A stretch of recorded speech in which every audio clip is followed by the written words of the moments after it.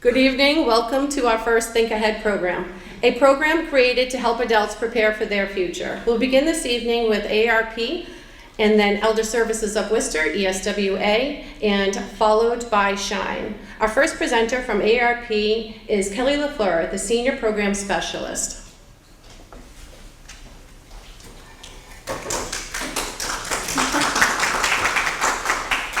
So unnecessary to clap, but thank you very much. Good evening, everyone. Thanks so much for having us here. We're really excited to be able to talk with you today a little bit about AARP Massachusetts. Can I see a show of hands of who has heard of AARP? Excellent, okay. How many of you associate us with being a membership organization or the magazine or insurance or discounts or all that stuff? Okay, great. So I'm here to talk a little bit more about all of the other great parts of AARP. So I'm actually representing the nonprofit side of AARP, and I'll get a little bit more into this in a bit. But first I want to talk about the history of AARP, which is actually more fascinating than you might think. So AARP was founded by an amazing woman called Dr. Ethel Percy Andrus. And Dr. Andrus was the first female high school principal in the state of California. She was actually a high school principal at a time kind of at the beginning of integration of races in schools. She was at the forefront of that. And when she retired, she was a lifelong volunteer, and when she retired, she decided to dedicate her life to other retired educators. So there's a story that we like to tell at AARP about, what set Dr. Andrus off in this path to found AARP. So there was one time when she heard from, another retired educator about a retired Spanish teacher that was having a little bit of a hard time. So Dr. Andrus went to the address that she had for this Spanish teacher to go and check on her. And when she got to the door, she asked the person that answered the door if she could find this educator. And the person said, "Oh, I'm sorry, nobody by that name lives here." So she turned around to leave, and somebody flagged her down and said, "You must mean that poor old woman that lives out back." Well, out back ended up being a literal chicken coop where this retired educator was living with her cats on a measly pension with very limited health care. So this was the final straw for Dr. Andrus. She started the National Retired Teachers Association in 1947, which is still a part of AARP today. You can see my slide. Got rid of the RP in AARP. So she started the NRTA in 1947, and then that expanded to AARP in 1958. And while a lot of people might think that AARP stands for the American Association of Retired Persons, which it did originally, today we are just AARP. We know a lot of our members are pre-retirement age or maybe kind of in that transition mode, so we are for everyone 50 plus and for. So AARP's vision is a society in which all people live with dignity and purpose and fulfill their goals and dreams. We enhance the quality of life for all as we age. We champion positive social change and deliver value through advocacy, information, and service. And our motto is something that Dr. Andrus liked to say a lot, which is to serve, not to be served. So pieces of the puzzle. I've been with AARP for close to 6 or 7 years now. I started in 2016 in our New Hampshire state office and then transitioned to Massachusetts just shy of 5 years ago. And I'm learning new things about AARP every single day at work. We're a large organization, we have a lot going on, and it can be a little bit confusing because when we're in public, usually the reaction we get is either, "Ooh, AARP, I love your magazine, I love your discounts," or, "Oh, it's AARP, we better turn away, I'm not old enough for that now," or, "AARP, oh, you sell insurance." But there's a lot of different sides of AARP. So over in the top right corner there, you see AARP Services, Inc. That's the membership side of AARP. That's our for-profit entity. That's what most people associate with AARP. You can see below that NRTA, the National Retired Teachers Association, which is still part of what we do today. We also have the Aarp Foundation. So if you've ever received tax assistance help from Aarp, that was part of our Aarp Foundation, which is our charitable wing. We also have the Aarp Experience Corps, and kind of opposing sides of this, we have AARP and Aarp Massacchusetts, and that's who is speaking to you today. This is our 501c4 nonprofit organization. So Aarp Massachusetts, I'll also say, so we have offices in all 50 states, as well as Washington, D.C., Puerto Rico, and the U.S. Virgin Islands. So we have 53 state offices across the country. So in Aarp Massachusetts, we have close to 800,000 members and 10 staff members. We are housed in Boston, and so we rely a lot on the help of volunteers to do our community work around the state. We have 12 executive council volunteers, one of which you'll hear from today. And we have 2 communities of presence because we only have 10 staff members. We're trying to grow our presence around the state, but we really focus that on a couple of different locations. One is Greater Boston, and the second is Worcester County. So right around the time that I began working for Aarp Massachusetts, we really started to do deeper work in Worcester County area. We have a lot of volunteer opportunities and events that are happening around Worcester County, and I'll talk a little bit more about that in a minute. So what do we do? You keep saying that you're not insurance and you're not membership, so what do you do around the community? So we kind of focus our community work in 3 areas, the first of which is advocacy, second is education, and the third is member engagement and community service work. So advocacy. A huge takeaway that I want you to take with you today is that Aarp is a nonpartisan organization. We do not endorse particular candidates. We do not give money to PACs or anything like that. We are nonpartisan. We work with both sides of the aisle. It's just that our advocacy initiatives are they stay the same. So we do a lot of work with advocacy for caregivers, financial security, prescription drug prices. I'm sure everyone is aware that we've had some really huge wins for Aarp just recently. And these are initiatives that Aarp has been fighting for many, many years. Capping out-of-pocket expenses for seniors, the opportunity for Medicare to negotiate drug prices on certain drugs. These are really huge for us, and we're going to keep plugging away because while that was really big, there's still more work to be done. So we do a lot of work in the advocacy space. And we also do education. You'll hear a little bit from one of our volunteers today about our Speakers Bureau. So we have a volunteer Speakers Bureau where volunteers will go into senior centers, into libraries, and different community-based organizations, even businesses, and give presentations on things that matter to the 50-plus community. So topics like brain health, Social Security, protecting yourself against fraud, keeping yourself safe in your home as you age, work and jobs, a lot of different things of that nature. So if you are ever interested in having a Speakers Bureau presentation, you can come to me over on this side of the room and we can talk a little bit more about that. Or if you're interested in volunteering, we do have a training coming up. I'll talk a little bit more about that in a minute. And then member engagement. We host a lot of events around Worcester County, and clearly in the last couple of years, we've been a little absent. A lot of what we've been doing has been virtual, but we are getting back out in the community. So we do fun events like our movies for grown-ups. If you want to catch a movie, free on us. We have those periodically. We've done, what have we done? We've done a beer night at a local brewery. We have some of those fun events, and then we also usually have some sort of education or purpose-based piece of those as well. So I'll talk a little bit more about those. So here's some of our events that are coming up.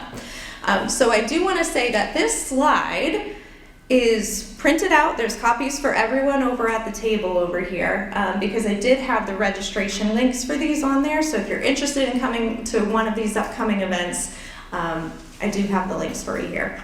So under in-person events, we are having AARP Tuesdays at the New England Botanic Garden at Tower Hill every Tuesday in September and October. AARP members and up to 5 guests will be able to go into the gardens and enjoy them free of charge. Underneath that are Beyond Biking 50 Plus. We are working with Mass Bike, and they are having a group bicycle ride this coming yes, it's the 22nd. So this coming Sunday, starting at the Blackstone Valley Corridor Visitor Center. And then later on this fall in November is an event called Care to Laugh, a night of comedy and respite featuring comedian Jesus Trejo. So that's kind of in the in-person category as we're trying to get back out into the community, and those are all local to Worcester County. Virtually, we still have a lot more going on. So coming up next Thursday is an event called Finances y la Familia.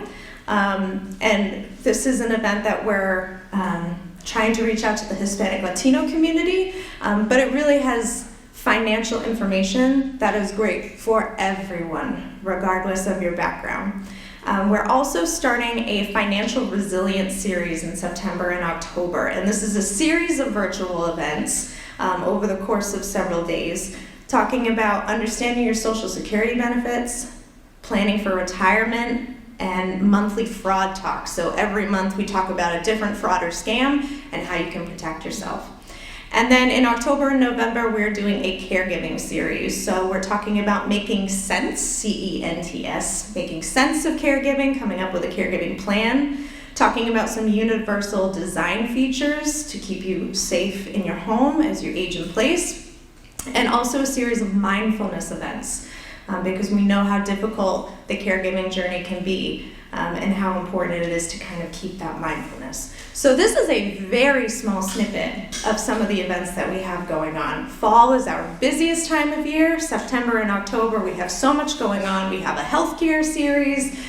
We have a digital literacy series that we're working on. So you can find all of these and more at aarp.org/MA. And if you just click on, there's a big box that says events, you'll see a whole host of different events, both virtual and in person, that are going on around the state. I did want to mention for this caregiving series, I recognize how long that link is. I do not anticipate that you would go to your computer and try to type all of that in. But at aarp.org/MA, you will also find that link, which is a blog post that describes all of the caregiving events that we have going on. So how to get involved. If any of this really appeals to you, if you think, oh gee, this is something I might want to help plan, or maybe just see what else AARP has going on, there's a lot of different ways to volunteer. And as I said earlier, we have 10 staff members. We could not do a fraction of the work that we do for this community in Massachusetts without the help of our volunteers. And not just the help, the partnership of our volunteers. So there's lots of different ways to get involved. I've talked a lot about advocacy. If there are advocacy questions in the audience, I'm not our advocacy director, but Jessica Costantino, our advocacy director, is fabulous. She has been working for almost 30 years in the advocacy space, and there's lots of different ways to get involved, right from your home, if not sometimes even at the State House. We also do age-friendly and livable communities work throughout the state. So AARP age-friendly communities are working to make their communities livable for all ages, not just the 50 plus, but also young families as well. So things like parks and public spaces, housing, transportation. We're working to share those resources among communities. And really get these communities thinking a lot about making their communities livable for all. I've talked a little bit about the Speakers Bureau. If you are a public speaker, or if you're not really interested in public speaking, but you might want to help out with marketing or scheduling or maybe some technology behind the scenes type of stuff, We are having Speakers Bureau trainings next month. And if you are interested in going to a training, we're having an in-person training in Natick, and we are also doing a virtual training. Those are in October. You can come see me on the side of the room. And of course, they're also listed at aarp.org/MA. Our AARP Foundation tax aid program, I talked a little bit about this earlier. They do free tax preparation help for seniors and low-income housing or low-income families. So now is their recruitment period, right? So they go through a lot of training. And if you're not somebody that wants to help with taxes, they also need people that are helping to collect paperwork, to welcome people at the door. A lot of what they're doing now is virtual as well. So now is a great time to get involved with that. We also have a driver safety program. So that's generally very public speaking heavy and talking about new features in cars. If you haven't bought a car in 10, 15 years, there's a lot going on that's new, right? And then there's a lot of new design features in roads, so they kind of just go back over that. It's almost like driver's ed again. And then the Massachusetts Money Management Program that is not managed by AARP Massachusetts, but this is an opportunity for you to work one-on-one with a senior and helping them do things like making sure that their checkbook is balanced, making sure their bills are paid on time, and really giving that one-on-one work. So if you are interested in any of these programs, my email is at the bottom. It's kleffler@aarp.org, or you can give me a ring at 617-305-0565. And again, if you haven't written this down by the time I change the slide, I'll be over on the side of the room as well. So now I want to invite a couple of volunteers to talk to you just a little bit about what attracted them to AARP, how they got involved, who wrangled them into volunteering with us, and why they've decided to stay. So first up, I'm going to invite Fran Nace to talk a little bit about her experiences. Thanks so much.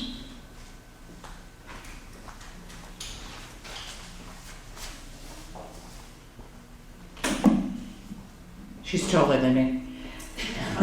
Good evening. When she talked about wrangling in, that's how I got in here.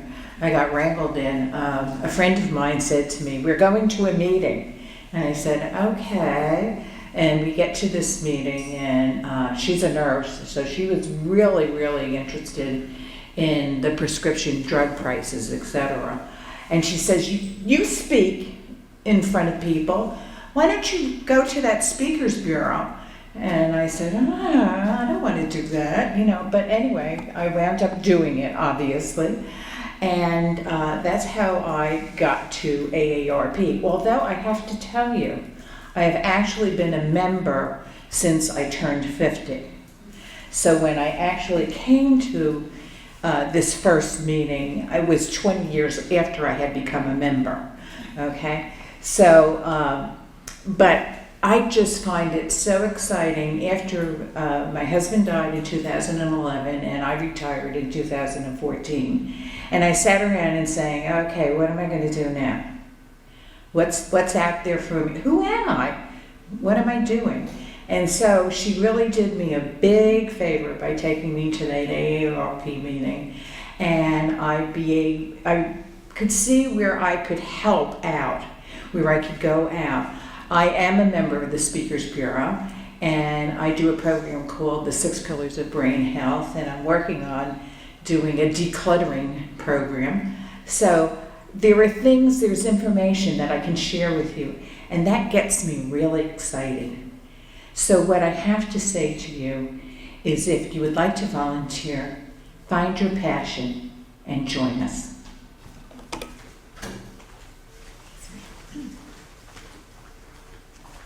Thank you so much, Fran.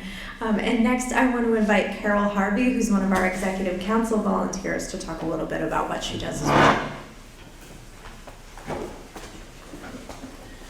I have my copious notes written on a deposit slip from Worcester 5. Okay. I didn't retire well. I retired thinking, you know, my grandchildren are across the country. My husband had his own business, works 24 hours a day, if there's not 26.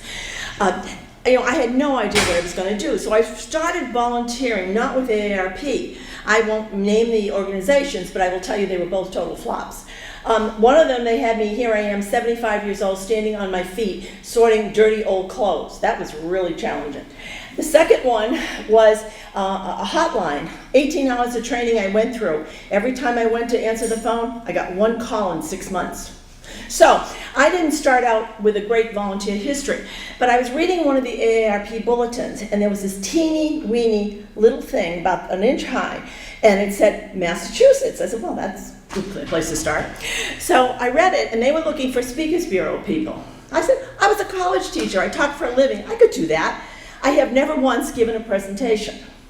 Because when I got involved with AARP, what I found out was that they're very personalized as to what you do. So if you've heard nothing here, they say, oh my God, I couldn't do that, right? There are so many things. If you just show up, you know, they say half of life is showing up. If you just show up, it's interesting the things they do. Now, I do different things. You know, I was a college teacher, so I like to talk, obviously, right? And one of the things I've done, I've run webinars for the SEC with AARP. I got to talk with Congressman McGovern on a webinar about the drug prices. I've done seminars, all kinds of different things, but that might not be you. But one of the most fun things I ever did with AARP was really cool. They had a program up at Holy Cross at the Hogan Center. And they said, Carol, stand behind this table. And what do I do? She says, give stuff away. That was so much fun. So there's a lot of that too. It's called tabling, and there's a lot of that too. Like, if, for example, the program out at the Botanical Garden, people who sit there and give out literature and answer questions and things like that. So you don't have to have, you know, any particular skill. They will find something you're good at that you want to do. And I think that want to do is important. How many good years have I got left? Not too many, right? So one of the things I do, and I'm very fussy about my time, how I spend my time. And I found the people with AARP to be, one, very open, very supportive. They're always there. They don't make you do anything you don't want to do. Like, there's certain things I don't do, and I tell them I'm not wearing that red t-shirt that says AARP. I'm not a t-shirt lady. So, but they give you things you like to do, and you volunteer. So you volunteer with AARP, but you volunteer for what you want to do. So there's choice. And that's one of the things that I really liked the most about it. I felt they were very good at addressing my talents and what I like to do. They would never make me a tax aide because I would screw up your taxes, so oh my God, I'm no accountant. But there's always something that you can do, and you also meet a lot of very nice people. COVID kind of ruined our local meetings for a while there, but we met in Worcester, going back to meeting in Worcester. Yeah. Meeting in Worcester with the Y. Oh, we meet at the Worcester Y, the YMCA, and you meet a lot of very nice people. And they have all kinds of things, and you can say you want to do something. Nobody holds you to it. Nobody makes you do things you don't want to do, like sort those dirty old clothes I was sorting there on my feet. So one of the things I really liked about it too is they're very supportive. They're very nice. They're appreciative of your time. Every so often I get some little gift in the mail, or you get some little thing from them, a nice letter, a nice note, a card. I've really found it a really good way to give back. And the flexibility, that's how I would really characterize the whole experience. Flexible. You know, if you want to speak like Fran or me, you can do that. But if you don't want to speak, you can sit behind that table and give away free stuff, you know?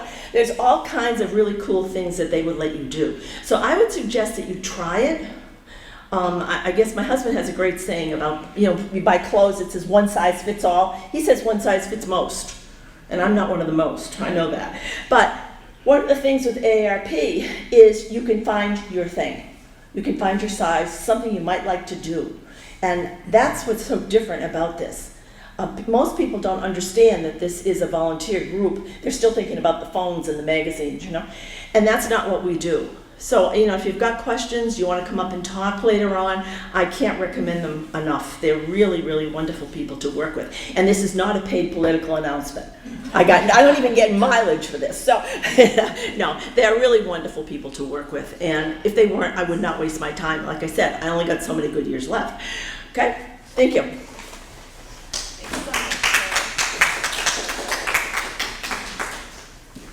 Thank you so much to both of you. I like Carol said, we get to do a lot of really cool stuff at AARP, but the reason that I really love this organization and this position that I have is because of the volunteers. Truly, they're the reason that I show up at the office every day.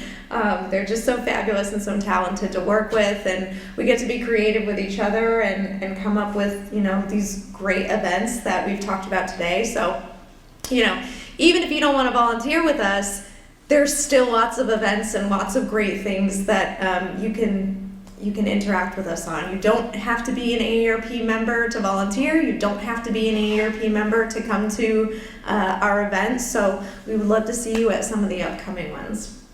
So thank you so much. And if you have any questions, all three of us are here to answer them. Thanks.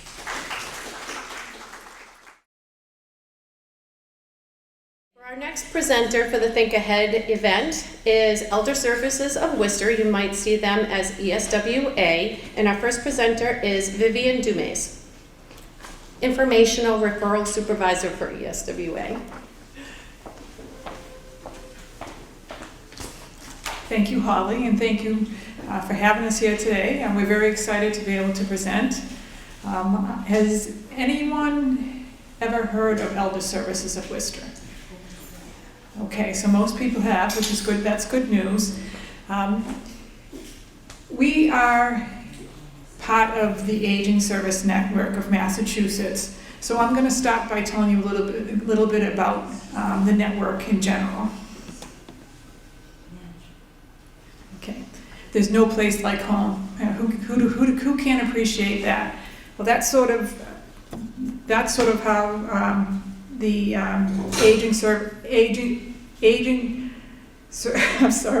the aging service access points came to be. So we're not quite as old as AARP, but I'll give you a little history. In 1965, when the Older American Act was formed, the area agencies on aging started. And then in 1971, Massachusetts created the Executive Office of Elder Affairs. And then in the mid-70s, the home care system was devised. And there were 27 home care corporations formed, and they formed an organization called Mass Home Care. Then in 1997, the state decided that there should be a central point for people to look for services, and they created the Aging Service Access Point Law. So sort of that brings us today. Where are we today? Who are the Aging Service Access Points? We are 24 private nonprofit corporations, and it was, like I said, back in the mid-70s, in 1974, a state law was passed, and the idea behind that is that it would be community service as an alternative to nursing home care. Back then, it was designed for the low income and the frail elders.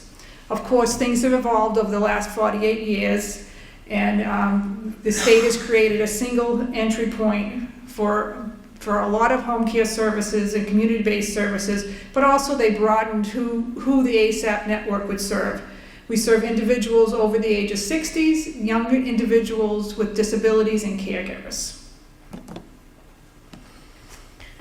So what do? We have a pretty simple mission. I think everyone in the room would recognize that you would like to live as comfortable as possible with dignity in the setting of your choice, and that really is what we try to do. And how we do that is to put services to you, whether it's directly through us, through contracts, or referrals.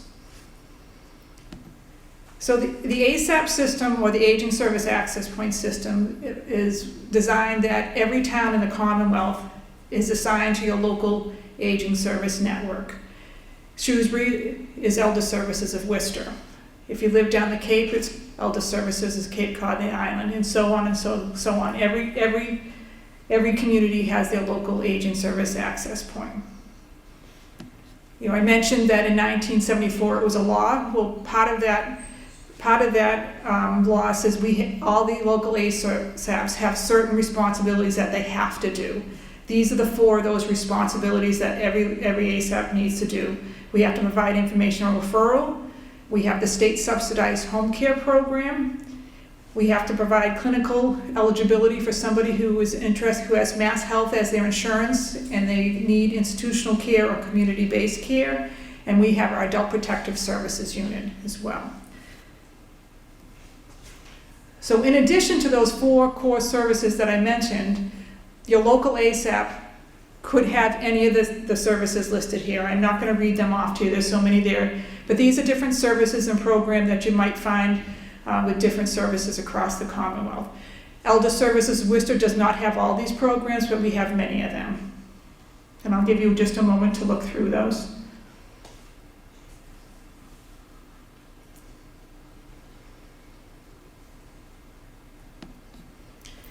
Now I'll start a little bit explaining some of the core services. I'm going to start with the Information Referral Unit. Of course, that's the unit that I supervise, so I'm going to talk about that first. No, not really. It's just happened to come up on the slide first. So Information Referral, you know, what is that? Because we're funded by the state, we are charged, we're regulated by them. They say we have to follow some national standards that are out there. And what that means, if you call Elder Services and you're looking for information about all sorts of resources, we have to provide you non-biased resource. Our standard is that we should try and provide you at least a minimum of 3 resources. Obviously, there might be some things you might be looking for that there are not 3 options available. But if you call Elder Services Information Referral Unit, you'll be assured that you're going to be getting non-biased information for that. How do we do that? We have certified community resource specialists in the office who can answer your calls. You can call anonymously and we will provide you with lots of resources and referrals. Referrals could be to programs within our agencies or to other agencies in the community. So you're going to start to see that's coming up on the board. These are all the different types of resource listings that we have in our office. So if you're ever wondering about something, you can call our office and we can provide you with a list of this resource. As you can see, we have a lot of resources.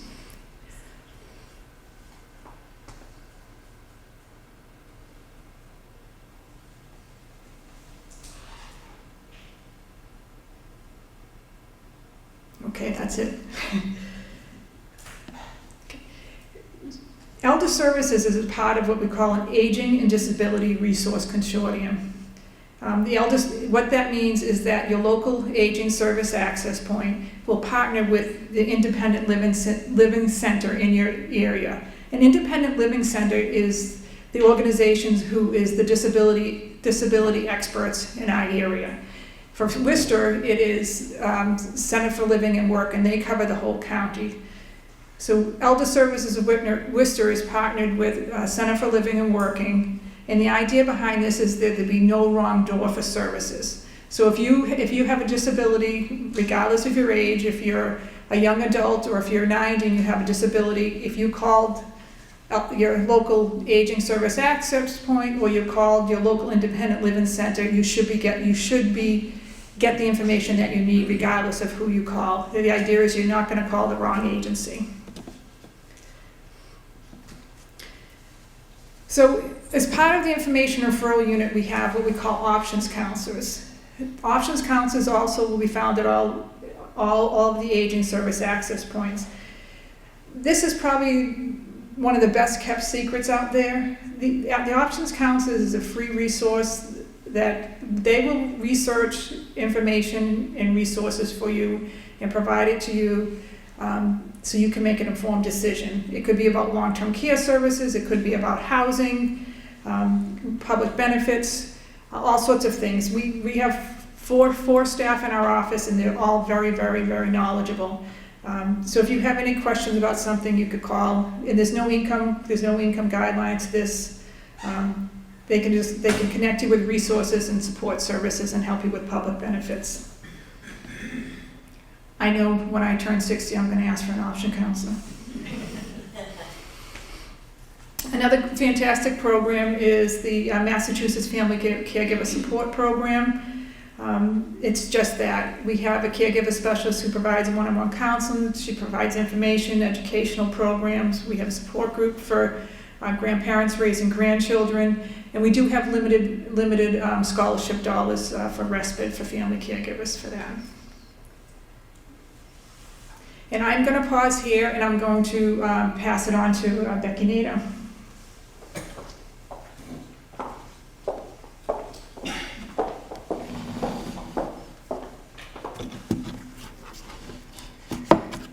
Thank you. I'm a little taller. All right, so what Vivian had mentioned about our core services, another one of them is our state home care programs and the services that we provide within it.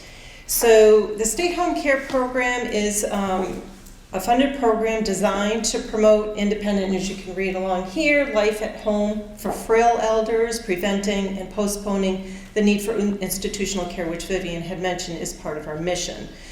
Home care programs utilize an expert professional team of care managers and nurses to coordinate and service plans for frail persons age 60 or older. So I'm going to go into the next slide, which has to do with the eligibility. So an individual needs to be, this is one of those that I just got to keep pressing forward. The individual needs to be age 60 or older. They can be under the age of 60 if they have a diagnosis of Alzheimer's or a related dementia. They need to live in the service area of that local ASAP. And as Vivian had mentioned, when you saw the picture of the Commonwealth, that your local ASAP is the one that you would be serviced within. You must also meet the EOEA frailty guidelines, which I'm going to go over shortly. There is an income, it's not really an eligibility. We take the income to determine what the copayment is going to be. So there is a sliding fee copayment based on that income, and it can be as low as 0, and it can go as high as 100% of the cost of services. And you might think, well, why would I get services if I'm paying 100%? Because we do have lower contracted rates. And you also get the case management support with that. So the functional impairment level, which is that frailty guidelines that I had mentioned, these are guidelines that are set by the Executive Office of Elder Affairs. We look at your activities of daily living. Those are your hands-on needs, such as bathing, dressing, etc. And then we look at your instrumental activities of daily living. Those are the hands-off needs. So the activities of daily living, like I said, hands-on, include bathing, dressing, eating, transferring in and out of a chair, getting around inside, which is your ambulation ability, toilet use, incontinence management, which includes both bladder and bowel continence. Now the bathing is cleaning your body, it's washing your hair, it's transferring in and out of the tub or the shower, and foot care. So when you think of bathing, you got to think of all of those aspects. Dressing is all the aspects as well, putting on your undergarments, your pants, your shoes, your socks, the compression socks. So you may be able to dress your upper body, but not your lower body, and we take that into consideration. Moving on to instrumental activities of daily living, those are those hands-off care. So again, we don't look at just the basic task. We look at all the parts of it. For meal preparation, are you able to cut up the food? Are you able to cook it? Are you able to carry the items from the counter over to the stove and back without dropping it or burning yourself? Looking at housework. Can you sweep? Can you vacuum? Can you dust? Can you sanitize the bathroom, the kitchen? So we look at all aspects because you may be able to do some of them, but not all of them, and may need some assistance or supervision or queuing with that task. Laundry, again, accessing the laundry facility in your basement? Are you able to access that going up and down the stairs safely while you're carrying the load of laundry? We had a consumer that said that she could do it because she throws her laundry down the stairs. Food shopping is the shopping. Medication management. Can you preload the medications yourself? Can you remember to take them on time and accurately? Financial management. Are you able to pay your bills on time, accurately? Are you able to balance your checkbook?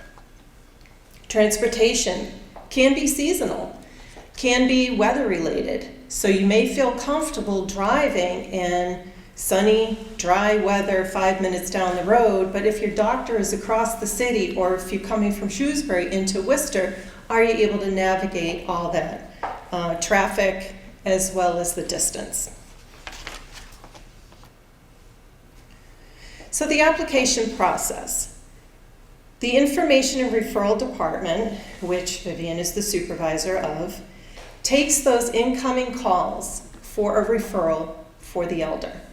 That referral source can be anybody. It can be the elder themselves, their family members, a neighbor, or friend, professionals of any sort. It is assigned to a case manager that same day. That case manager will contact the elder, let them know that a referral has been received on their behalf, and invite them to have an informal support with them for the assessment if they feel comfortable having somebody else there. The case manager will assess those activities of daily living and instrumental activities of daily, go over the financial to determine that co-payment. But they're going to do more than that. They're going to go through a whole comprehensive data set, which is our assessment tool. It reviews their health, mental health, cognitive conditions, the medications that they're taking, informal supports. This is all to identify what their needs are. The case manager will then develop the care plan with them that fits within the program that they're applying under. These are the services that we can provide. I'm not going to list them all, but I'm going to give you a moment to read through them. The case management is our direct service that we provide at the ASAP. All these services that you see here listed, we contract out to vendor agencies for. Each of those vendor agencies have to meet strict guidelines to follow, and they submit a request for proposal that we review to make sure that they meet all the criteria that we're looking for as part of that contractual agreement. It is then brought to our services committee and the board for final approval. So our nursing department. Our nursing department will assess the individual for those activities of daily living, again, that hands-on care. They are looking at all of those ADLs, but they're also looking at safety equipment, such as the tub seats or grab bars that may be needed, and what kind and where to locate the grab bar. We will do that assessment unless the primary care physician, or if a certified agency is involved for nursing or physical therapy, identifies the specific item needed, then we will assist that individual in obtaining that. And a nurse would not need to go out and do an assessment because it's already basically been done.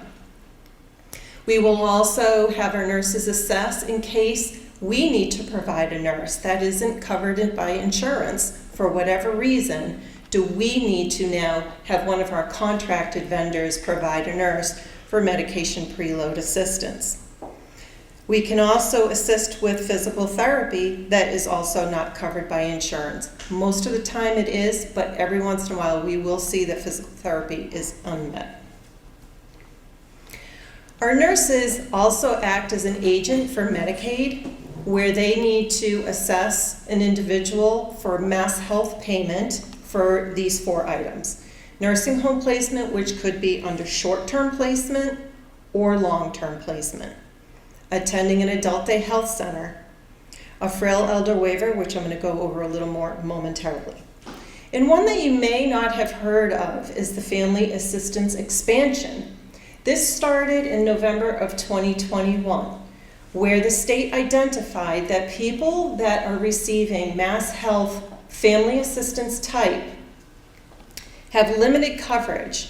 They do not have nursing facility coverage under this family assistance. And they don't have any type of community services as well as far as paid directly by Medicaid, such as nursing, physical therapy, occupational therapy ordered by the doctor. So what the state did is they said, if this individual meets clinical eligibility, meaning you meet the eligibility for nursing home placement, doesn't mean you're going into a nursing home, just that you meet it, then you could be looked at for the full standard coverage. And they are transferring those individuals, if they meet the income and asset guidelines for standard, from this family assistance coverage over to the standard coverage.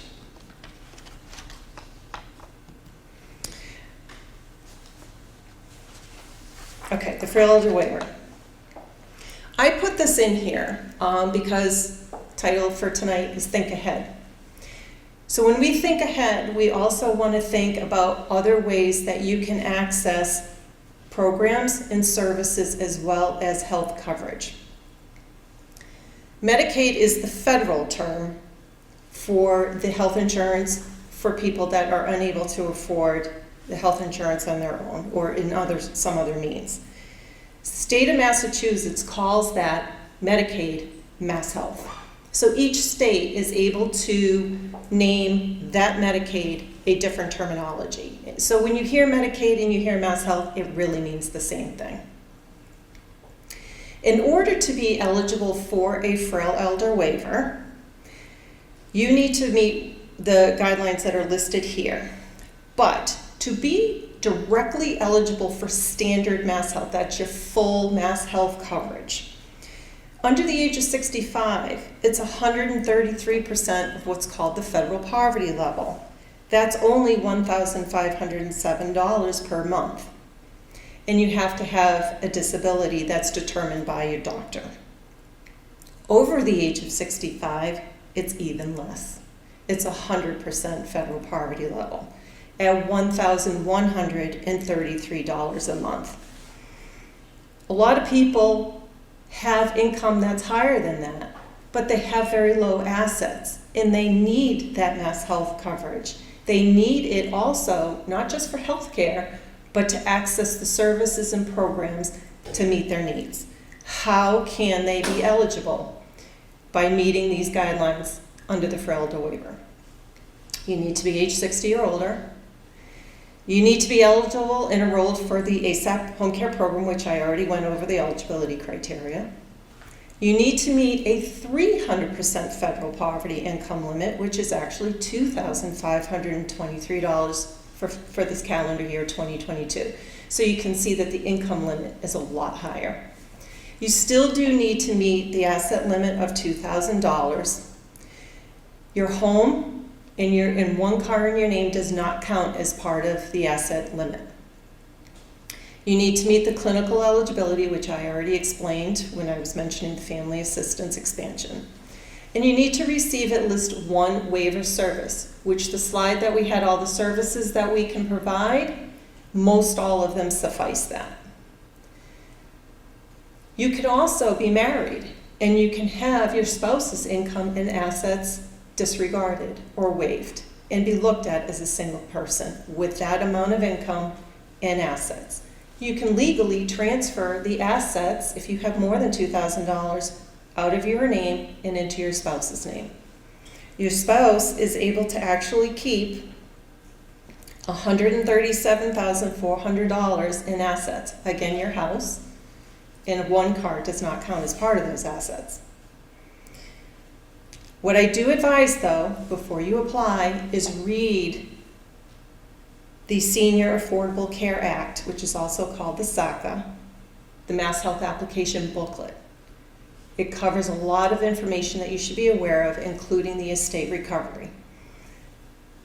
If you do own a home, and that home is in your name, and you pass away, the state can reclaim monies that they spent out on behalf of you as you had Mass Health if you didn't have that house already put into a trust for somebody else If you're applying for long-term care, it's a 5-year look-back period on any transfers. So you want to make sure you read that booklet. Life insurance policies are counted, and this is one thing people forget about. Life insurance policies are counted as part of that $2,000 asset limit. So they want to see what is the cash surrender value, the face value of it. What is it worth when you pass? If it's more than $1,500, then they want to see the cash surrender value. If I cash it in now, is it worth anything? If so, how much? It can't exceed $1,500, and that's part of your overall $2,000. I spent a lot of time talking about that because I really think it's important for people to understand this. And yes, it's a lot of information, but you can go back and review because this is being taped, and you have the information right here on the slides. So, when you're on Mass Health, what can you access for community supports?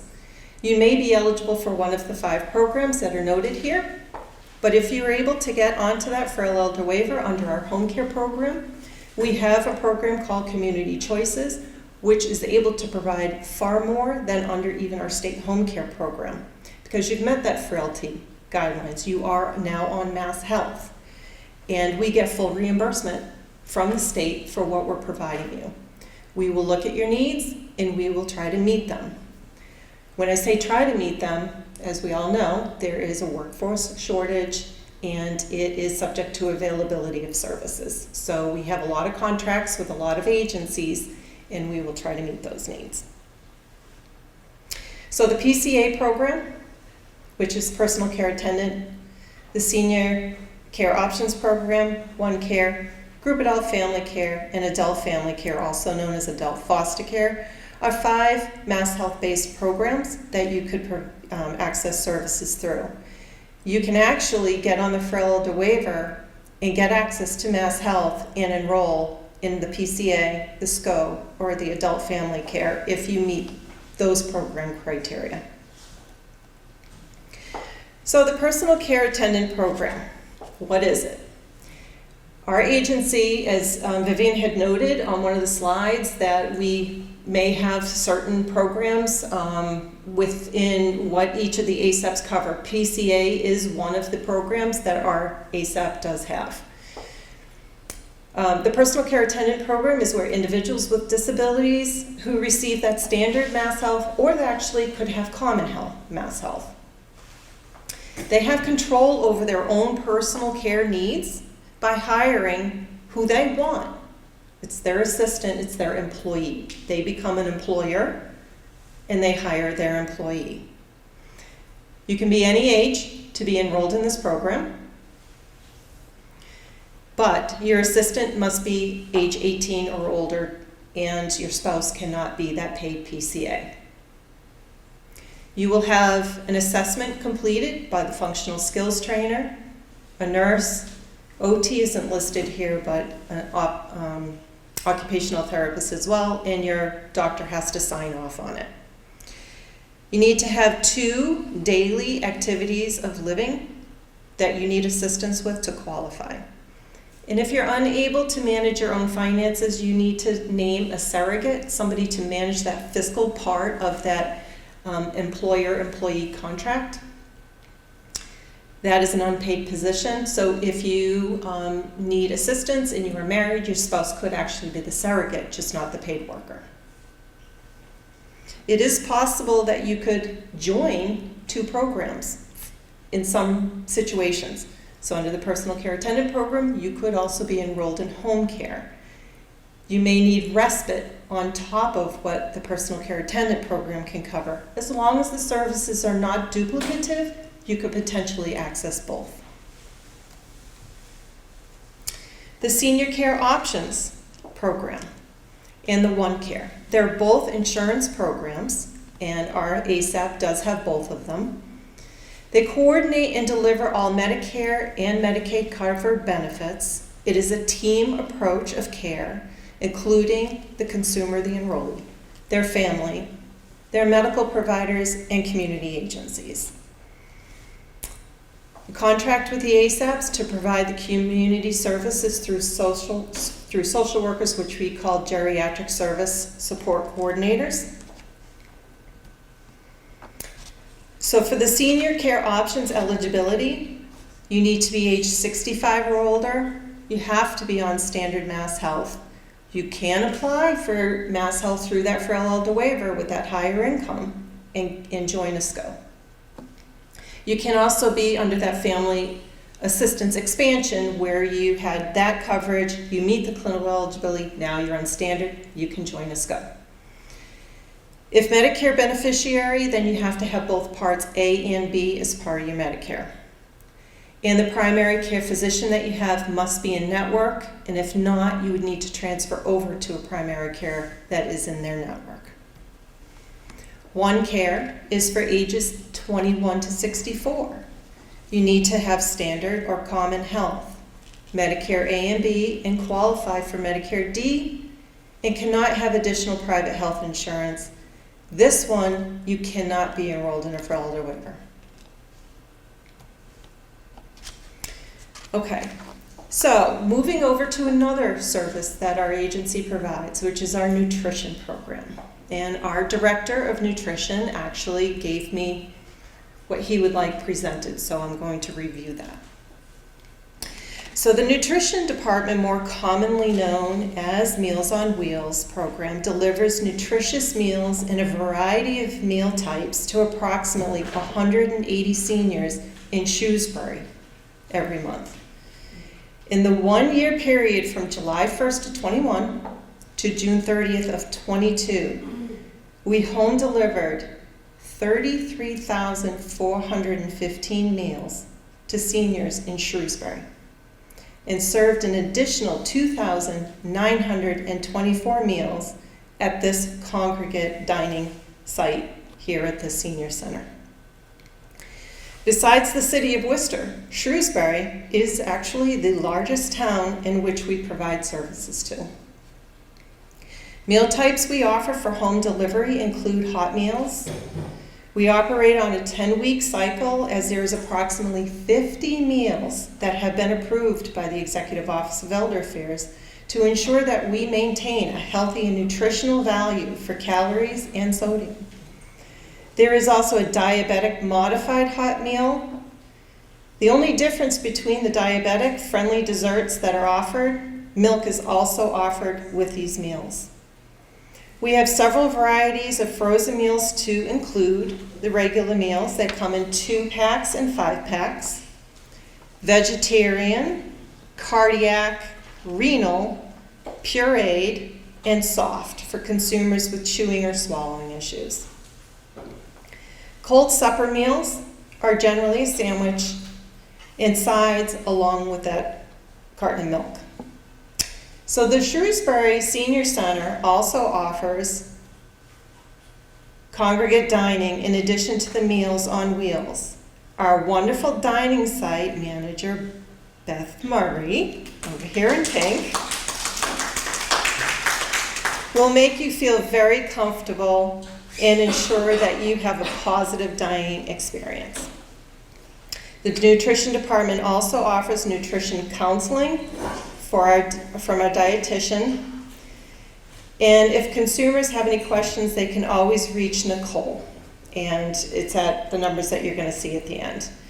Nicole can also be available to present to a group, and if there is a nutrition topic of interest that people want to learn about. Now I'm going to jump back a slide.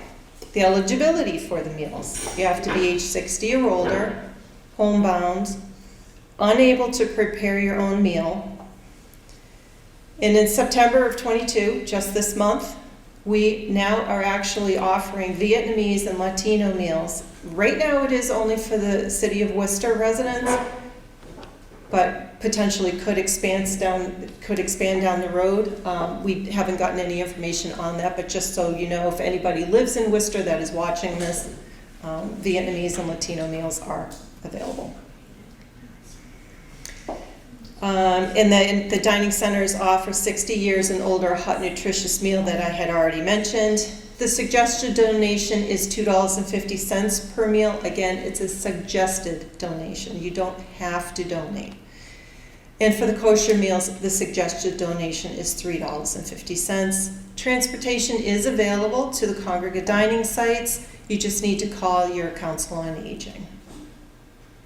Okay, I am going to now hand this over to Claire Nagelschmidt, who is one of our protective service workers.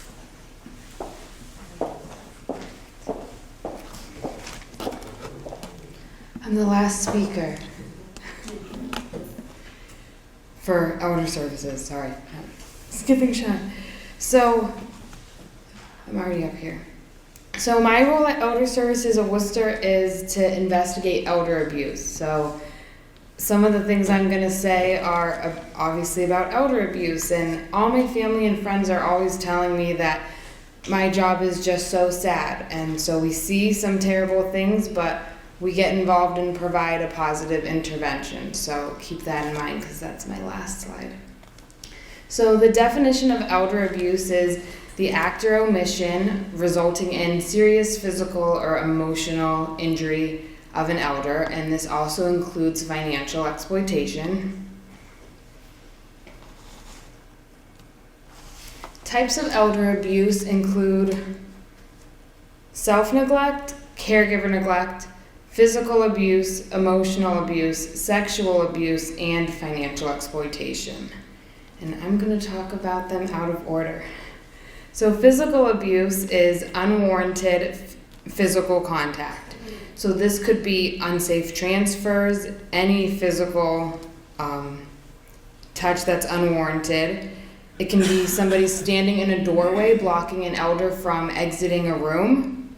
And it can also be threats if a person is believed to be able to carry out that threat that can result in injury. As a mandated reporter at Elder Services of Worcester, any investigation that I conclude the actions occurred that result in serious injury go to the district attorney. And that's whether or not the actions to injure someone were on purpose or not.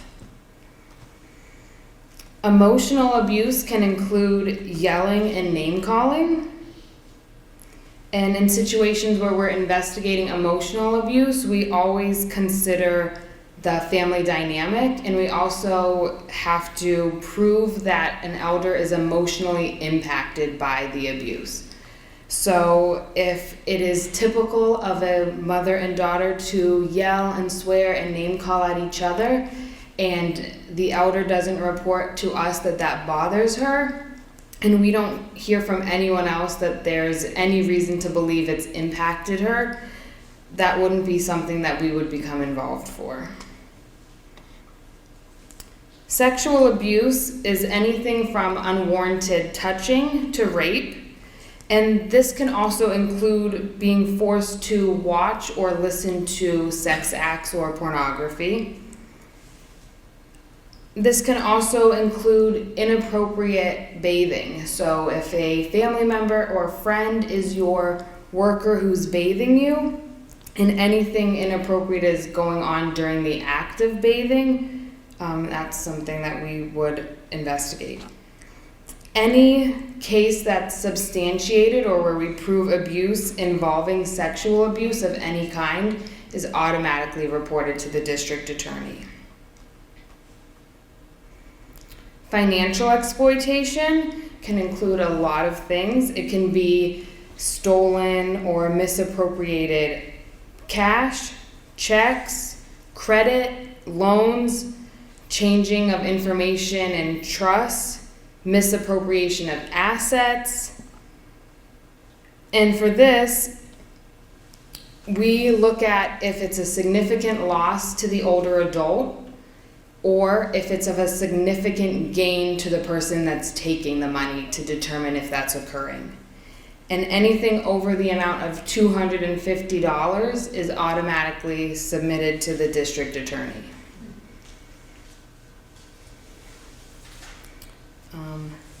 Something I should have said in the very beginning was, in order to find that elder abuse has occurred, we have to be able to note that a relationship either currently or past exists between the elder and the alleged abuser. So this could be family, friends, it could be your personal care attendant from that Pca program.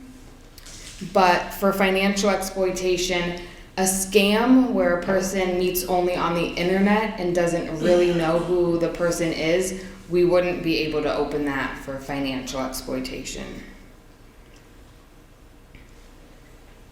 Caregiver neglect is a real tricky one, and there's a lot of gray area here because caregiver neglect we can open for intentional neglect and unintentional neglect. So an example of unintentional neglect could be a husband and a wife assisting each other with medications and improperly filling a med box, but on accident. They didn't have the education needed to fill that med box appropriately.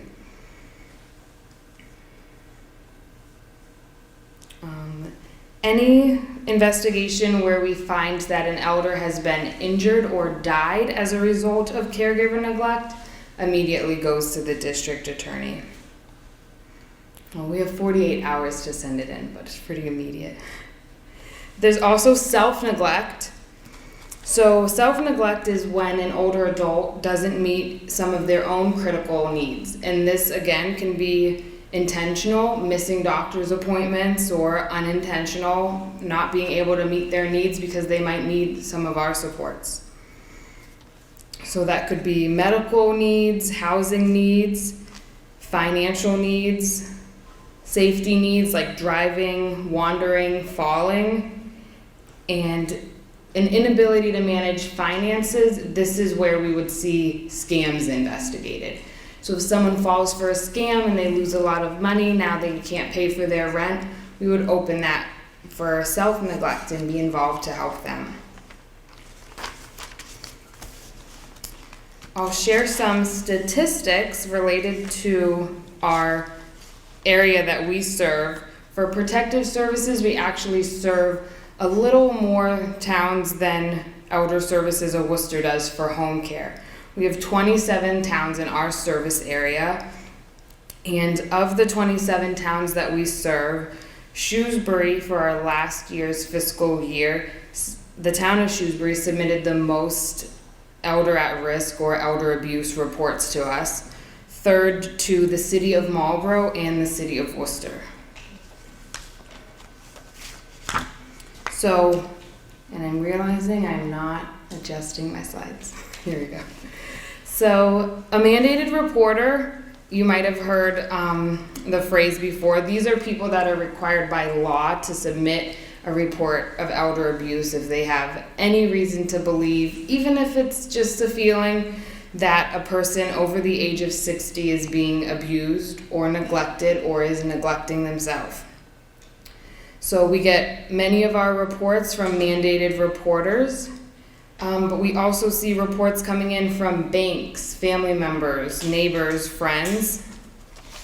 And this is the telephone number that you would use if you had a concern for an older adult. If you call that number, it's a hotline that's working 24/7, 365. So there's not a day or an hour you can't call that telephone number if you have a concern for an older adult. You can also submit online at this URL. It's on mass.gov. But if you just Google report elder abuse Massachusetts, mass.gov is the first thing that pops up.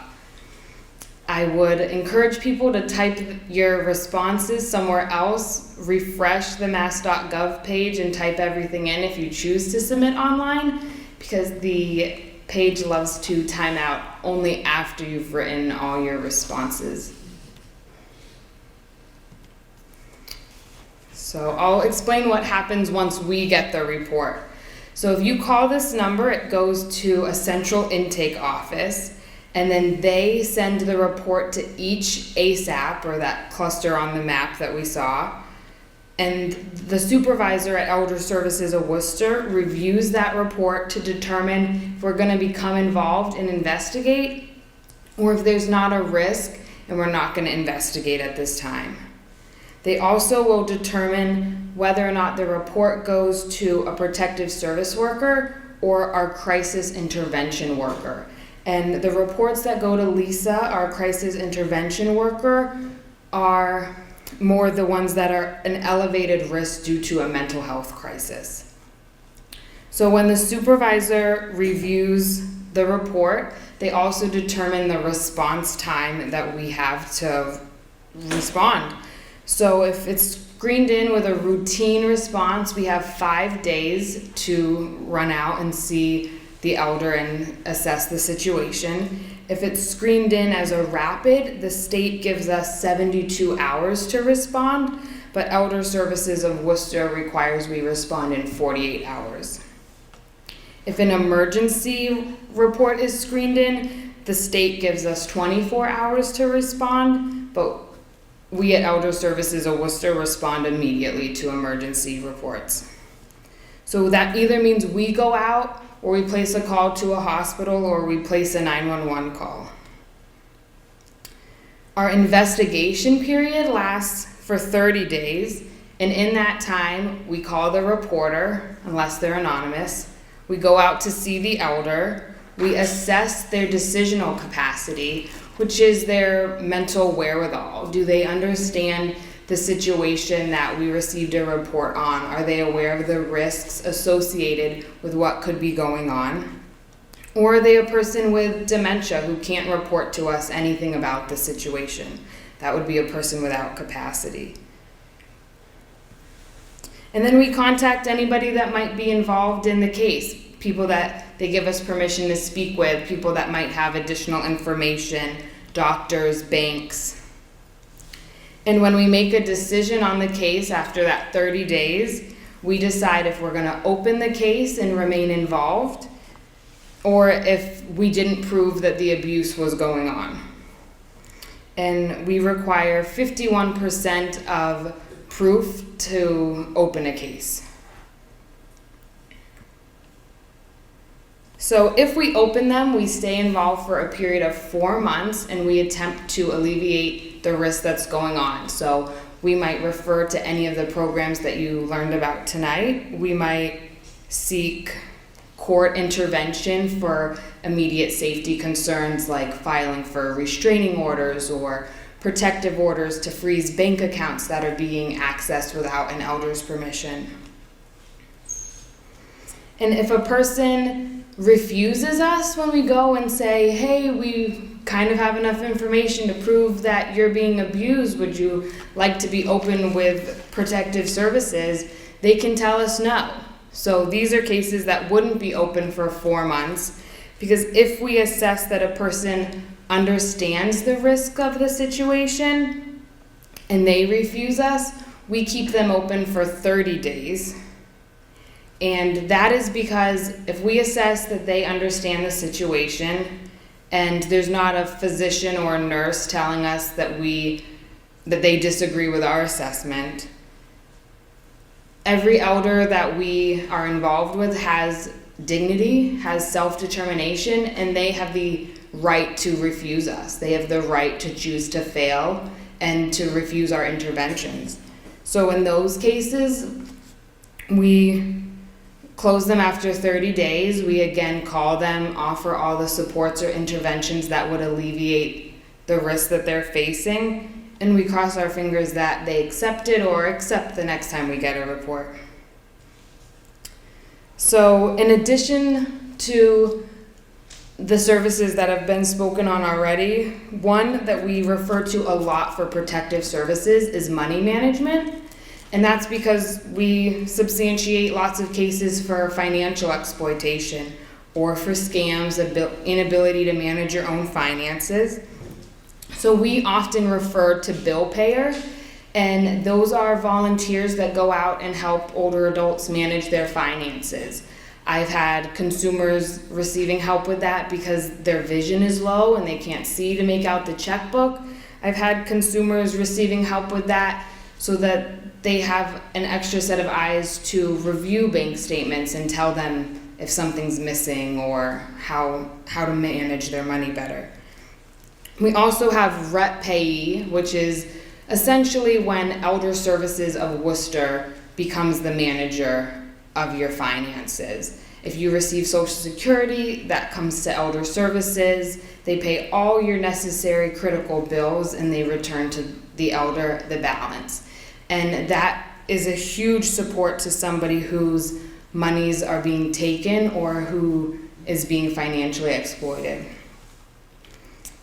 So essentially, once we either meet a resolution, stabilize a risky situation, or receive an elder's refusal, we close a case.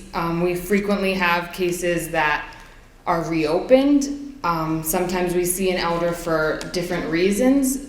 So that hotline number and reporting for elder abuse is how we stay involved and how we find out when somebody needs our support again. We also get a lot of elders who submit on their own behalf when they know that they're facing one of the risks that we cover. So I encourage everybody to call that number if they have concerns for anyone in their life that's over 60. That's all.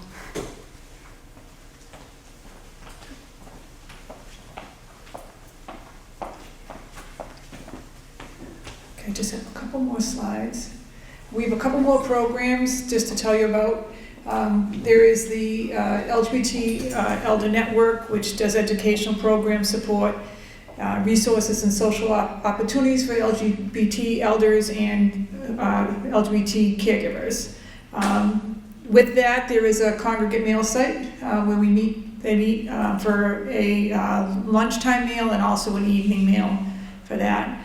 And then there's the Shine program. I'm not going to say much about that because we have a whole Shine presentation in just a moment. And then there is the Ombudsman program that's available if you need assistance with mediating between a nursing facility, a resident of a nursing facility and the management company. There's also ombudsmans for assisted living and things like that, but that's not under elder services. And there are healthy aging programs, but finally, I just want to bring the contact information up. Holly, how are we doing for time? Are we over? No, you've got a couple more minutes. Okay, so I guess the one takeaway today for you is if you have any questions or to call the office, you can call anonymously. We can direct you to any of the programs. Before you leave today, we do have information over there. We do have a one sheet that explains briefly all the programs. But before I go, we are available for questions right now if we have a few minutes, but certainly the three of us will stay till the end of the evening. You can speak to us individually and privately if you need to. Does anyone have a general question they would like to direct to any of us? Okay, good. Thank you.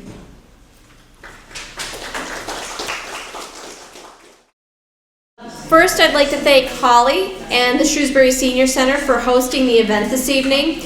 Shine is very happy to be here and to be able to speak with you all this evening. So as Holly said, my name is Kay Peltier. I'm the Assistant Director of the Central Mass Shine program. And for those of you who aren't familiar with Shine, let me just start by talking a little bit about who we are and what we do. So as Holly mentioned, Shine is actually an acronym. It stands for Serving the Health Insurance Needs of Everyone. And the Shine program is actually a SHIP, which is a State Health Insurance Assistance Program. So the SHIP program is actually funded at the federal level through the Department of Health and Human Services, the Administration for Community Living, and they contract with every state across the country, and every state has a SHIP program. We just happen to call ours Shine here in Massachusetts. So we actually are administered through the Executive Office of Elder Affairs, and from there, the state actually contracts with 14 regions across the state. So you'll find Shine pretty much everywhere across the Commonwealth.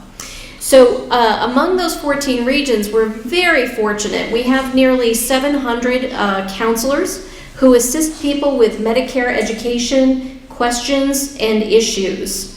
So as was mentioned during the Elder Services presentation, while we do have a large number of counselors who are volunteers, we actually do have many counselors who are also affiliated with community organizations like Elder Services of Worcester, and we're so very grateful for the assistance and the information that they provide to people as well.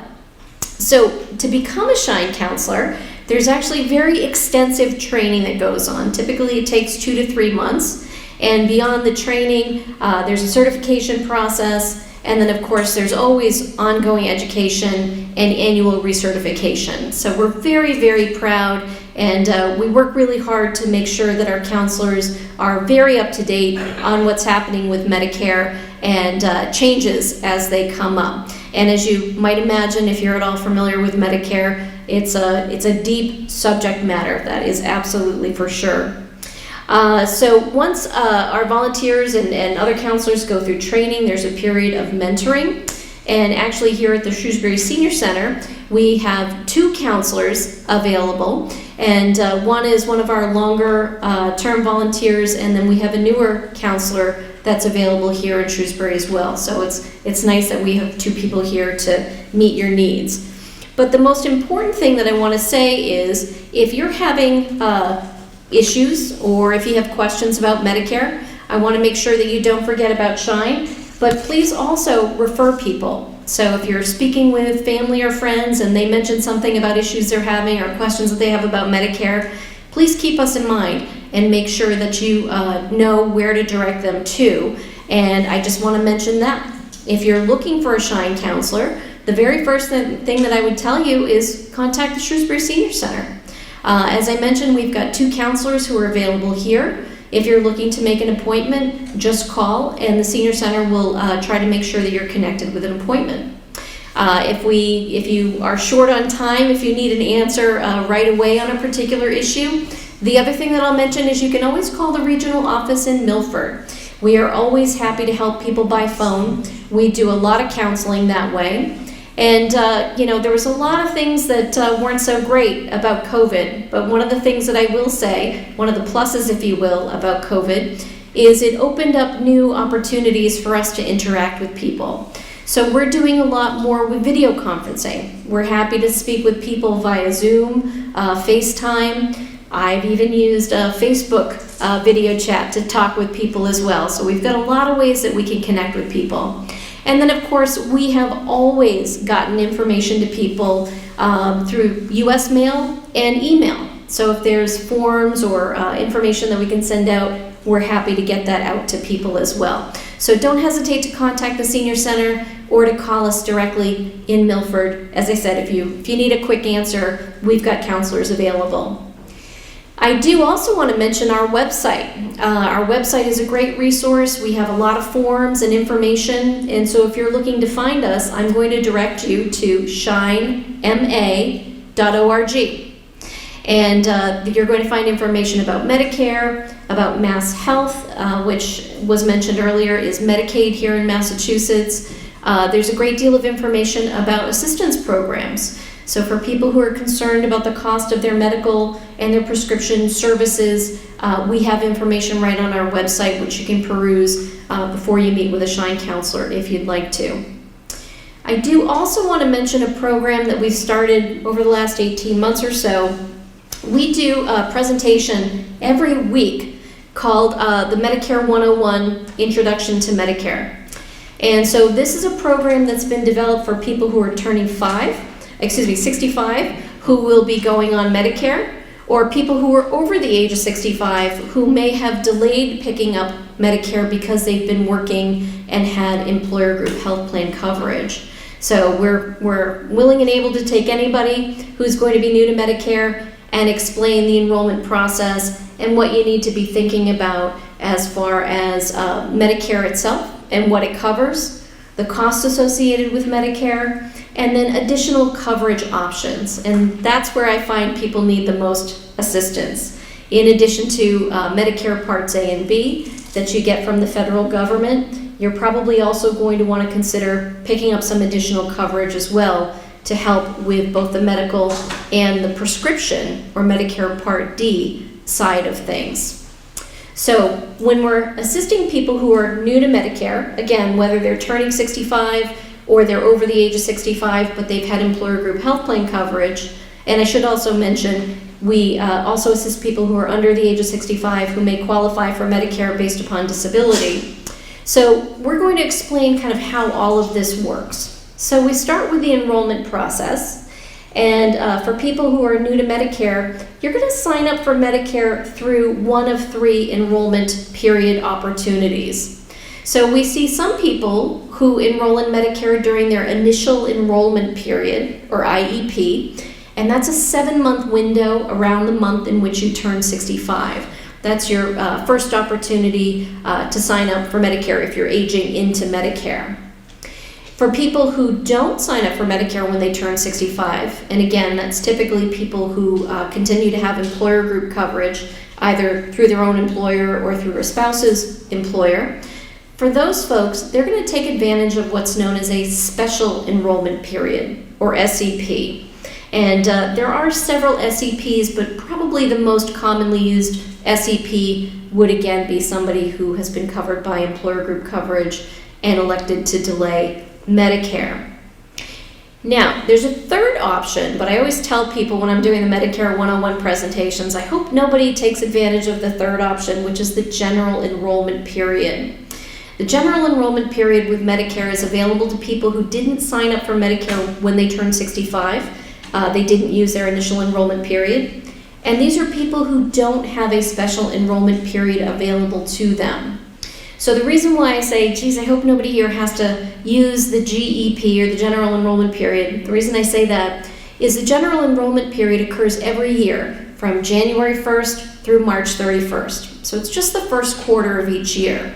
So as you might imagine, we run into difficulties when people come to us, for example, in the month of April, and tell us, I need to sign up for Medicare. I'm over the age of 65, I'm beyond my initial enrollment period, I don't qualify for any special enrollment periods. That's what I need to explain. There's going to be a delay in when your Medicare coverage begins. So again, in the example that I gave, if somebody came to me in April, I'd need to explain you're going to need to wait until next January before you can enroll. And that's going to result obviously in gaps in coverage. There's going to be a delay in when your coverage begins, and it most likely will also result in a late enrollment penalty for not signing up for Medicare when you turn 65 or when you left employer group health plan coverage. So it's always my goal, if we can reach people before they turn 65, to make sure that people understand that. I really like to get that message out because I do hate to have those conversations with people when I need to explain to them that they need to wait before they can sign up for Medicare. Now, once somebody gets signed up for Medicare Parts A and B, as I mentioned earlier, there are going to be some decisions that folks are going to want to make about additional coverage. So the analogy that I always use when I talk with people, when you turn 65 or when you retire and leave employer group coverage, it's kind of like you come to a fork in the road. And you can either take the path to the left or you can take the path to the right. You can't take both paths at the same time, and generally speaking, you can't do a combination of the two. But what a lot of people will do is they'll start off on one path, and that option might work for them for a period of time, a year or 2 or even 10, could, be a good option for a long time. But at some point in time, people might want to change to the other option. So let me just briefly talk about that. And if we've got people here who are current Medicare beneficiaries, this probably might sound familiar to you. If we have people who are new or will be new to Medicare, this might be new information. So let me kind of lay it out for you. The path to the left that I mentioned begins with picking up Medicare Parts A and B. Now, you'll hear people refer to that frequently as original Medicare. And that's because Medicare Parts A and B, that's the medical component of Medicare. And we call it original Medicare because those are the 2 parts of Medicare that have been around since Medicare's inception in 1965. So people start off by signing up for Medicare Parts A and B.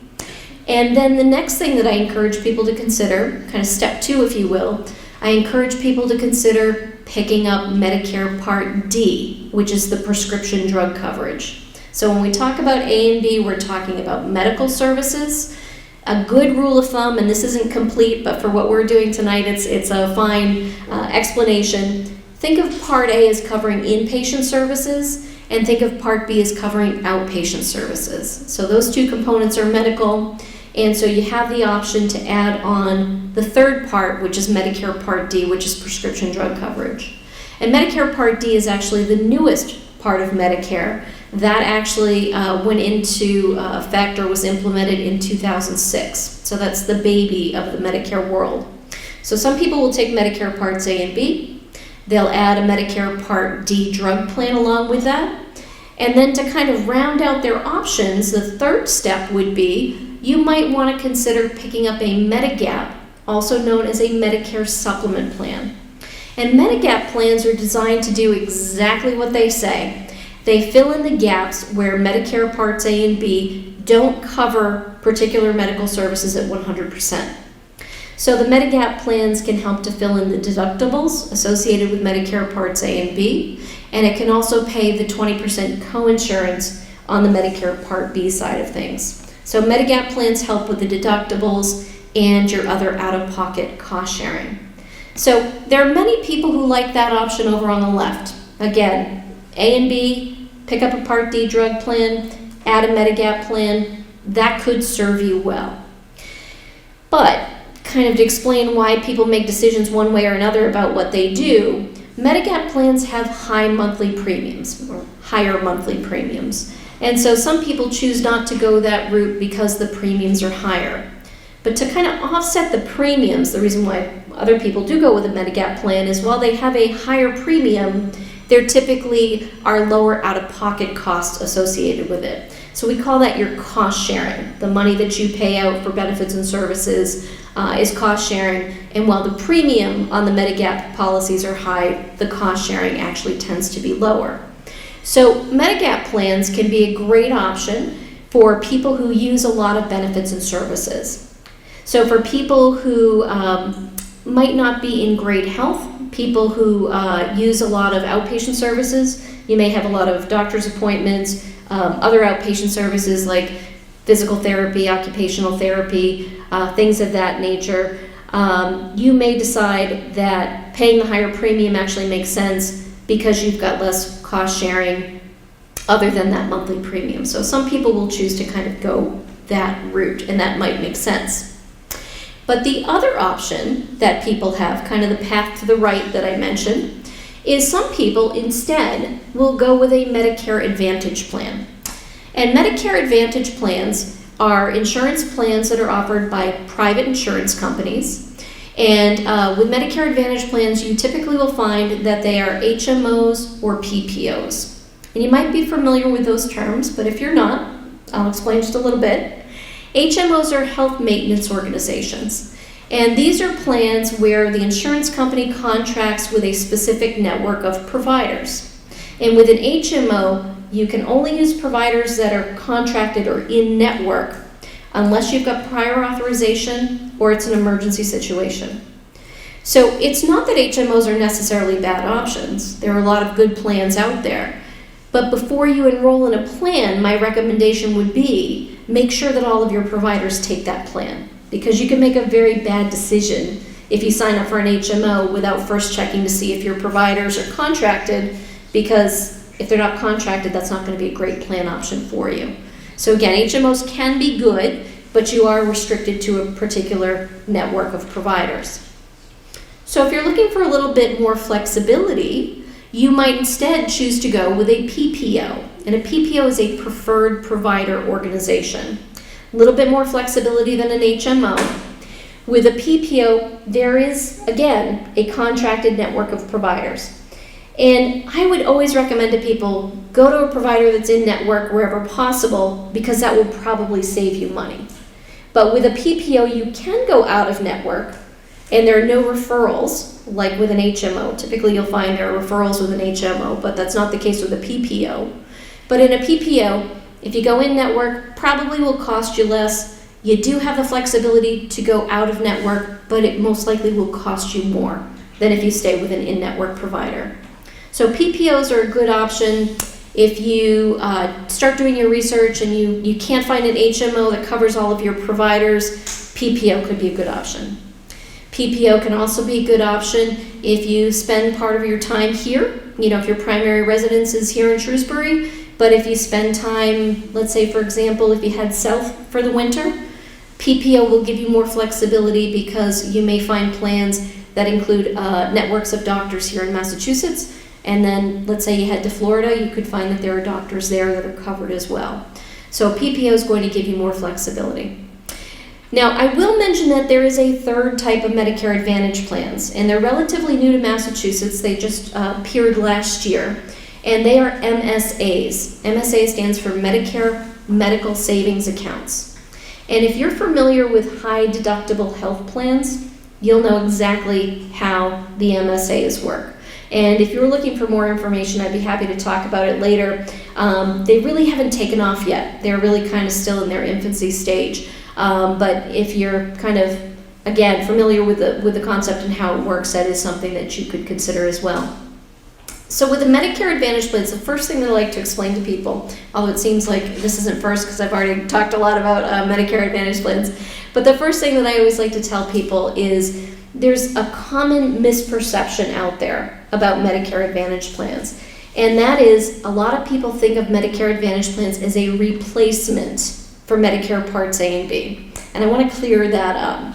Medicare Advantage plans do not replace Medicare Parts A and B. As a matter of fact, you have to have both Medicare Parts A and B before you can sign up for a Medicare Advantage plan.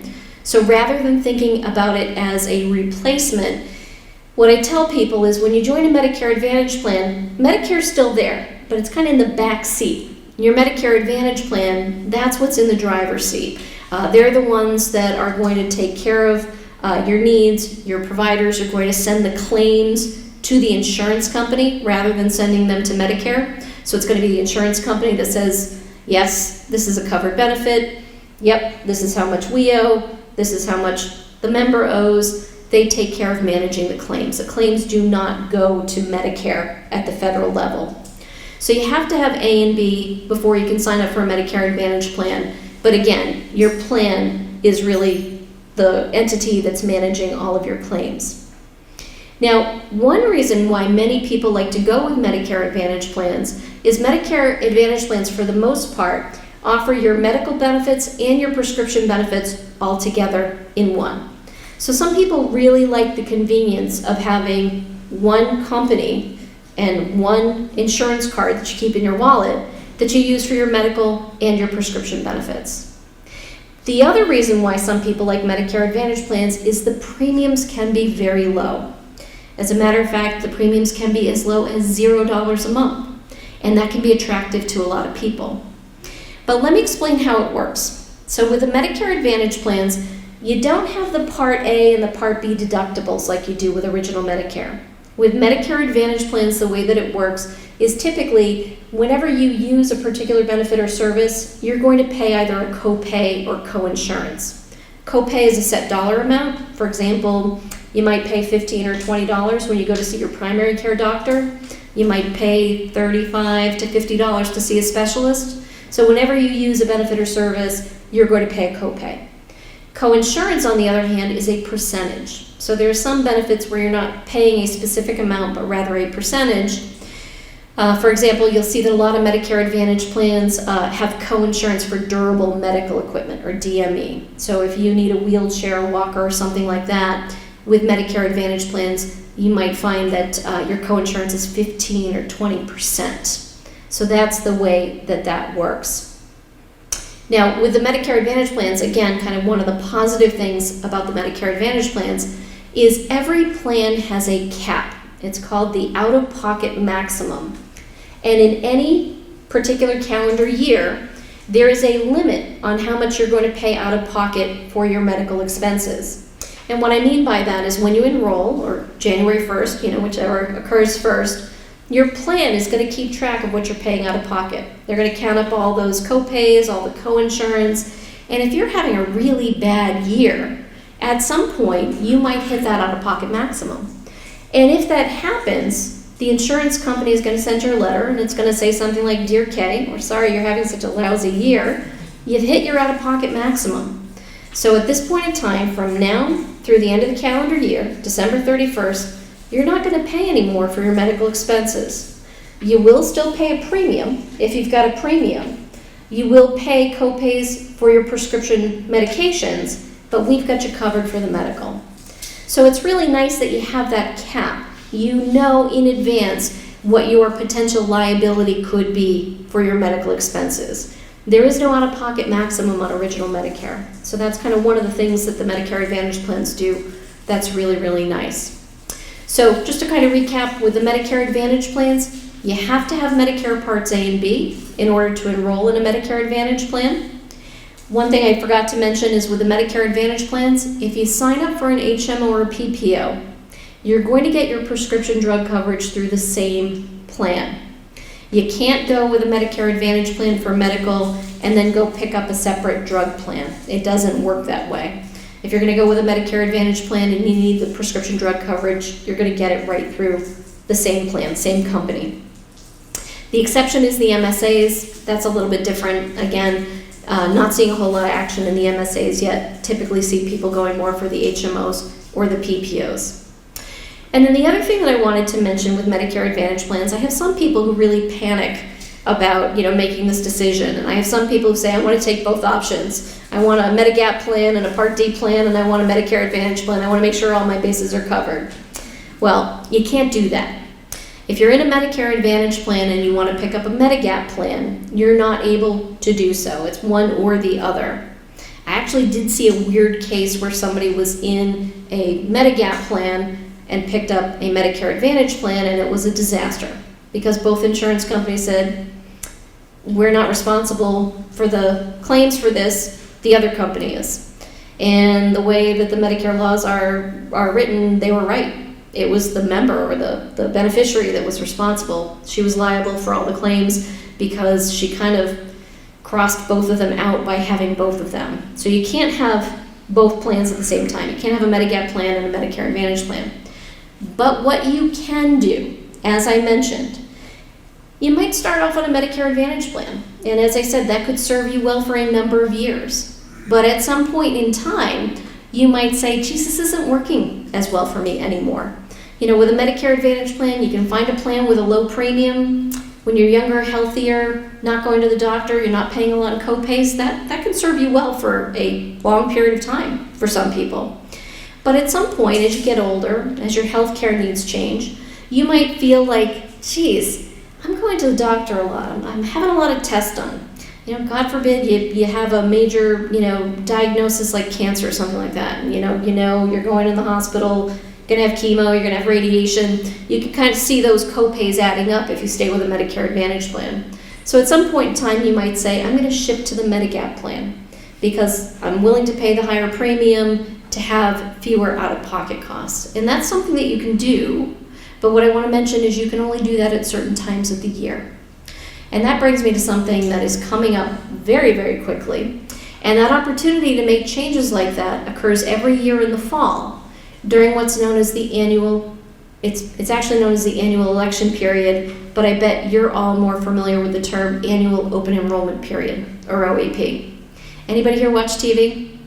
Now, I'm not talking about local access cable. I'm not talking about that. I'm talking about, commercial TV. You've seen all the commercials about Medicare, right? They just don't stop. Yeah, well, get ready. They're coming. So we got one more week. So October 1st is when the plan information comes out for the plans that are being offered in 2023. So those commercials are going to, start winding up again. But people have the opportunity to make a change to their additional coverage between October 15th and December 7th. Everybody, all Medicare beneficiaries, can make a change between October 15th and December 7th. If you didn't write that down, write it down. It's really important to know that. And it's really important because it's not uncommon, actually, for me to meet with clients, and they're just anxious. They're new to Medicare, and I can just see they're just really anxious about it. And so as I'm talking with them, I'm saying, what's going on? What's worrying you? And a lot of people will tell me, I'm really worried about making the wrong decision. What if I pick up a plan and it's not the best plan for me when I turn 95? And I have to say, whoa, time out. The only thing that you need is a plan that's going to work for you right now. You're able to change it at the end of each year. So you don't have to be worried about, am I making the right decision now for for what's going to happen 30 years from now. You don't have to be thinking in those terms. We just need to find what's appropriate for you right now.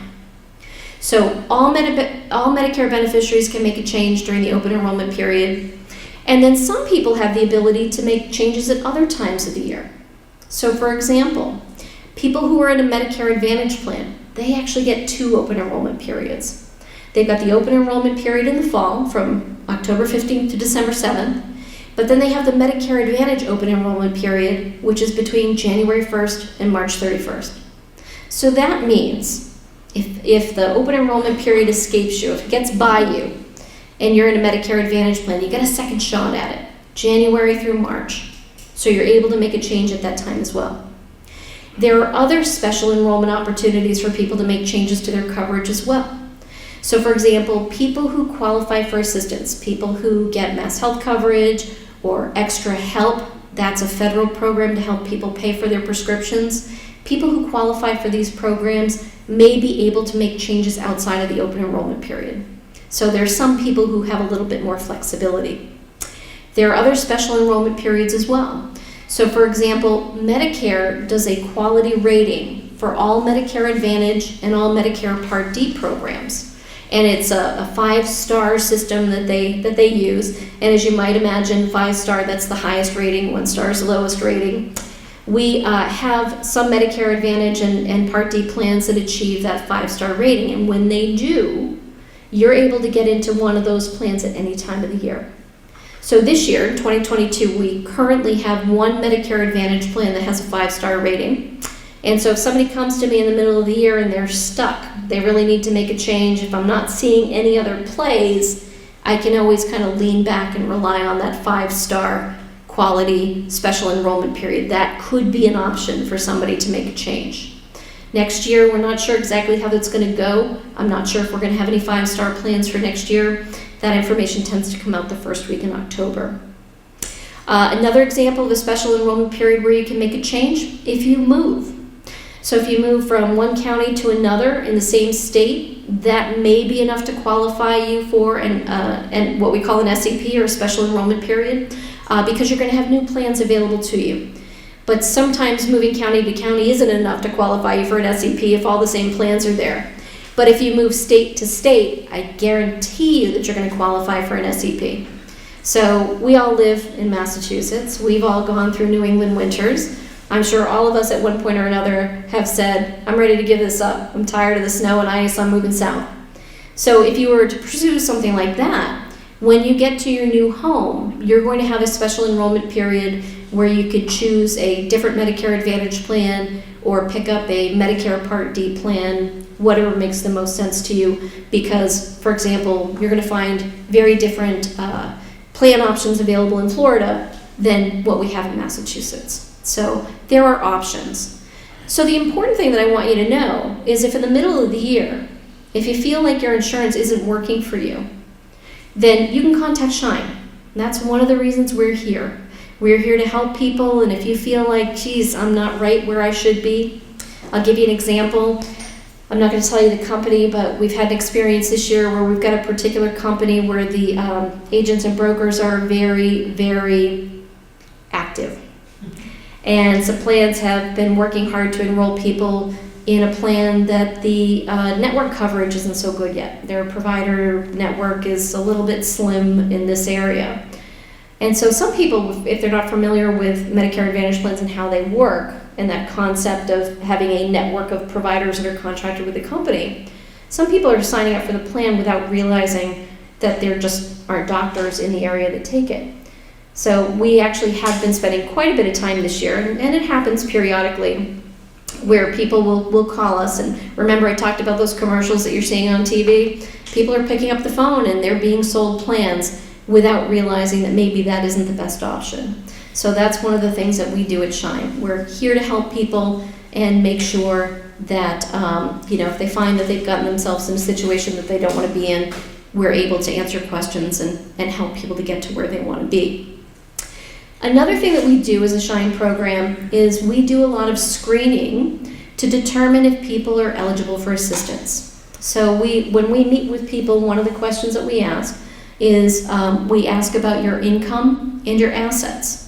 And the reason that we do that is we want to see if you might qualify for programs that can be of assistance to help you to pay for your coverage.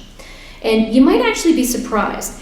It is not uncommon for me when I'm working with a client, for the client to say, there's no way I qualify for anything. You might be surprised at how high some of these income limits are for some programs. Some programs look at both income and assets, where there are other programs that just look at income. They don't consider assets. So you might be surprised that you might qualify for something. And again, that's what Shine is here to help with. We're also here to assist with other issues that come up related to Medicare. If you've had a denial, if you don't understand what that means, if a claim is denied and you need help understanding a letter that you got about that, that's something that we can help with. We can point you in the right direction. We will refer you to the right agencies when needed to make sure you're getting the assistance that you need if it's not something that we can help you with. So there's a lot of different reasons why people come to Shine. But the important thing is to just know and remember and make sure you're telling your family and friends, we're here to help you with anything that's Medicare related. That's really what we do. And as I mentioned at the beginning, we just have phenomenal Shine counselors, and you've got 2 good ones right here in Shrewsbury. And so I hope you'll take us up and reach out when you need something. And I just want to let you know the Shine program, as I mentioned, we're a federal to state to regional program. We're not paid for by any particular company. We will talk to clients about all of their options. More than happy to talk about, the 8 companies that offer the Medigap plans, the 7 or 8 companies that offer the Medicare Part D plans, the 13 companies that offer Medicare Advantage plans. There's no financial incentive from any of these companies to Shine counselors. We're unbiased, we're objective. I'm not getting any commission, because I'm selling you on a particular plan, and I think that's important to know about what we do. I want to make sure that you're where you need to be based upon your particular situation. I'm not going to be guided by the fact that I might make a commission on selling you on something. So I just want to make sure that I note that as well, because I think that's an important part of what we do. So with that, Holly, if it's okay with you, I'm happy to take questions, certainly questions about anything that I mentioned, but if anybody has any particular Medicare questions, I'm happy to take those as well. Go ahead. I have a question. Medicare Part C, that pops up every once in a while. What exactly is Part C? That's a great question. So if you didn't hear, the question is, what is Medicare Part C? I didn't mention that. Medicare Part C are the Medicare Advantage plans. So again, those are plans that you get through private insurance companies. Most of the plans include medical plus prescription, but there are a handful of plans that are medical only. And those plans tend to be marketed towards folks with VA drug plan coverage. So I always tell people, most of the Medicare Advantage plan or Part C plans are medical plus prescription, but you do, want to pay close attention when you're shopping, because some of them are medical only. So just make sure if you want that Part D that you're picking a plan that has it. Thank you. And Part C is the 3rd piece of Medicare that was implemented in 1980. And actually, one of our local plans has got the longest continuous Medicare Advantage contract in the country. Started in 1980. Anybody know what the company is? Blue Cross. Fallon. Yeah. Fallon's got the first contract, continuous contract in Medicare Advantage plans. So it's something to be proud of. Worcester County, you represent. Woo woo. What other questions do I have? Go ahead. I have 2, but what is the number for the regional office? If you'd like to contact the office in Milford, you can reach us at 508-422-9931. Let me just say that one more time. Shine Regional Office in Milford, 508-422-9931. And again, reach out to the Senior Center here. If they can get you in for an appointment, or if you just have a quick question and want to give us a call in the office, that's fine too. And the next part is we are moving a parent from California to Massachusetts. Okay. And need probably to figure out what kind of when they qualify for medical and things like that. Mm-hmm. Is that something a Shine counselor could do for us? Yeah, absolutely. So the question is, we've got somebody moving from a different state to Massachusetts. Can Shine help with that? Absolutely. We're not going to move furniture, just to make sure it's clear. I'm not going to come and help you move the bed in or anything like that. But as far as making sure they've got the right insurance, absolutely. So you can reach out to Shine. And remember what I said. There's a special enrollment period for people who move state to state. So if they currently have a Medigap plan plus a Medicare Part D plan, they'll have 2 months to pick up a new Part D plan. Or if they're in a Medicare Advantage plan out in California, and if they want to move to a different Medicare Advantage plan when they come here, or if they want to go with a Medigap plus a Part D plan, they've got a 2-month window to do that. In other states, because she's in something that's like a hospital plan, where you go to a certain hospital, what's that the equivalent of? So that sounds like she's in a Medicare Advantage plan. So if she's got a particular affiliation with a hospital, I'm going to guess that that's a Medicare Advantage plan. Okay. Yeah. But I'd need more information to know for sure. Sure. Yeah. Yes, go ahead. On the forks in the road you talked about, what about things like dental and eye care, hearing, all that? You know, what are the Great question. options there? Yeah. So let me just go back, and I gave you, again, just the highest of high overviews when I talked about Medicare at the beginning. Remember I said, think of Medicare Part A as covering inpatient services, generally speaking. So if you're admitted into the hospital as an inpatient, Part A is going to help to pay those bills. Think of Medicare Part B as outpatient services. There's a little bit more to it than that. But what many people are surprised to find out when they become eligible for Medicare is Medicare doesn't cover a lot of things that you might think Medicare should. So there are plenty of things that Medicare doesn't cover that probably won't surprise you. So for example, Medicare is not going to cover any cosmetic procedures that you might want to have done. Sorry to give you that news. Medicare also doesn't cover things like hair regrowth. So those things we can anticipate and expect, and that makes sense to everybody. But there are a lot of things that Medicare doesn't cover that come as a surprise when people age into Medicare. So for example, routine vision. So you saw me earlier on, I had my reading glasses on, right? Original Medicare doesn't touch routine vision. Now it will cover medical conditions of the eye, things like cataracts, glaucoma, macular degeneration, things like that, those get covered. But regular routine, go to the eye doctor, read the eye chart, get new glasses, not covered. Dental, not covered by original Medicare. Hearing aids, long-term care, that catches a lot of people by surprise. So there are things that Medicare doesn't cover.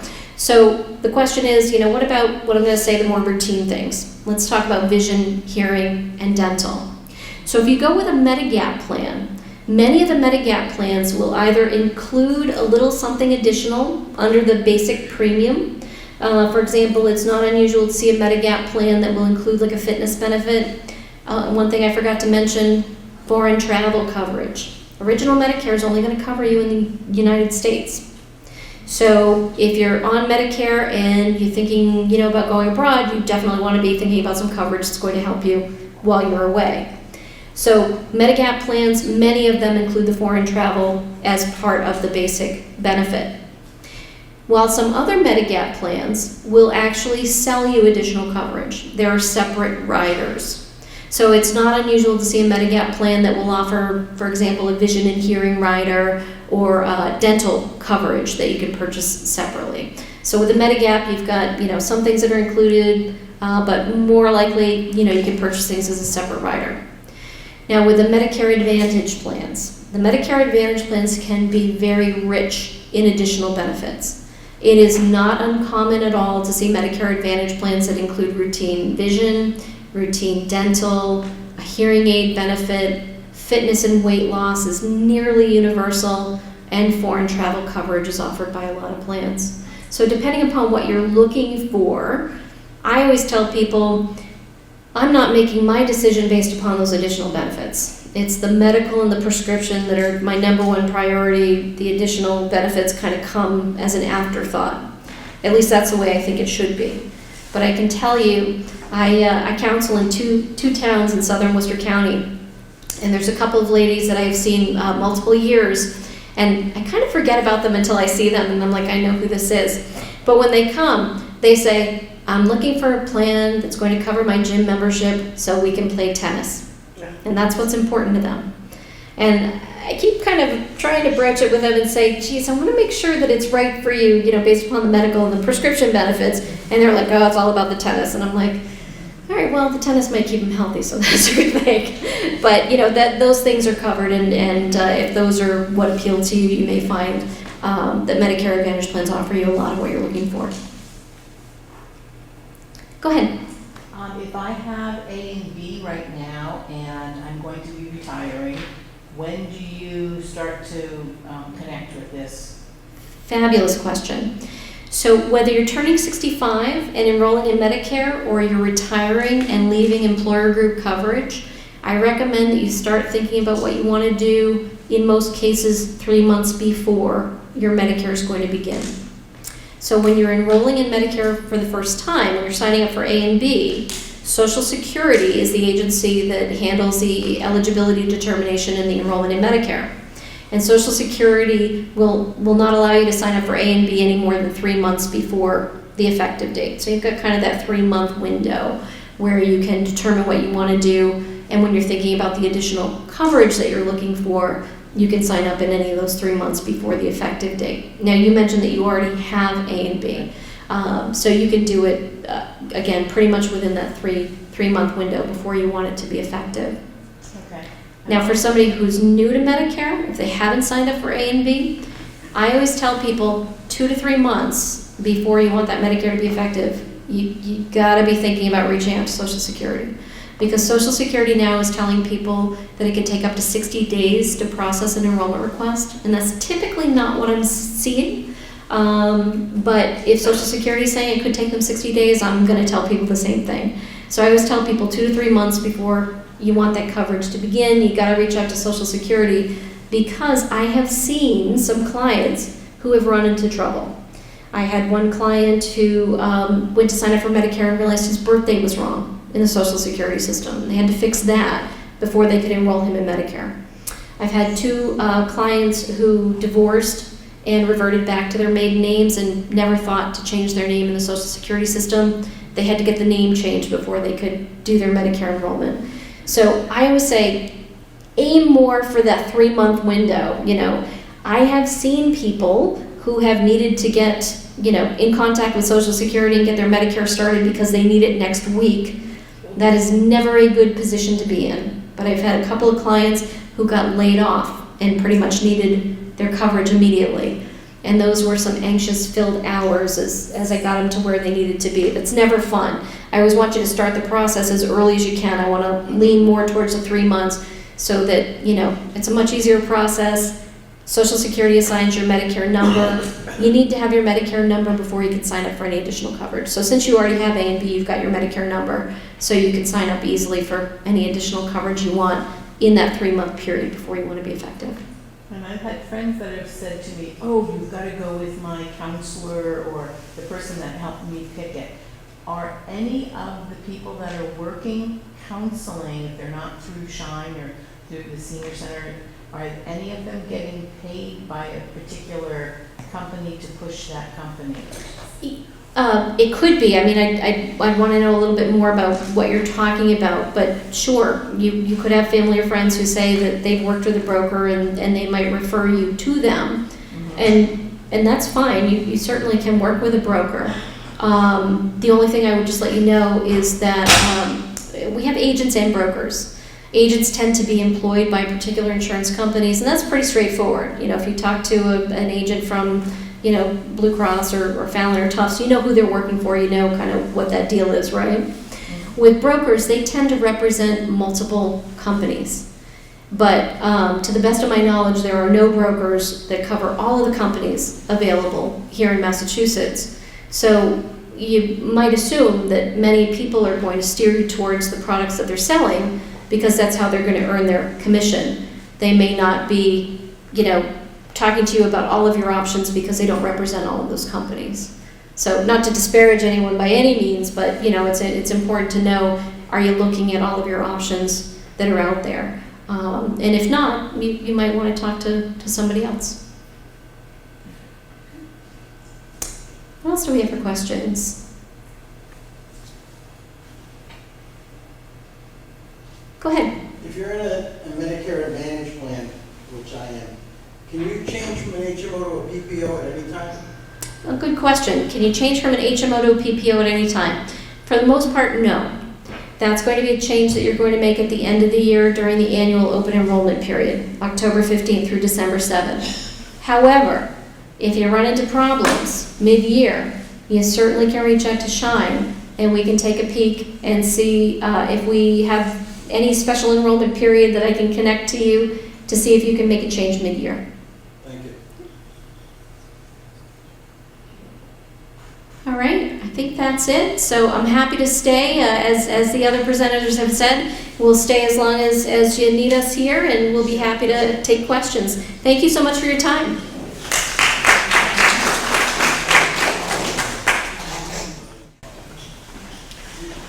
Thank you, Kate, and thank you to all of our guests, especially AARP, Elder Services of Worcester, and to Shine.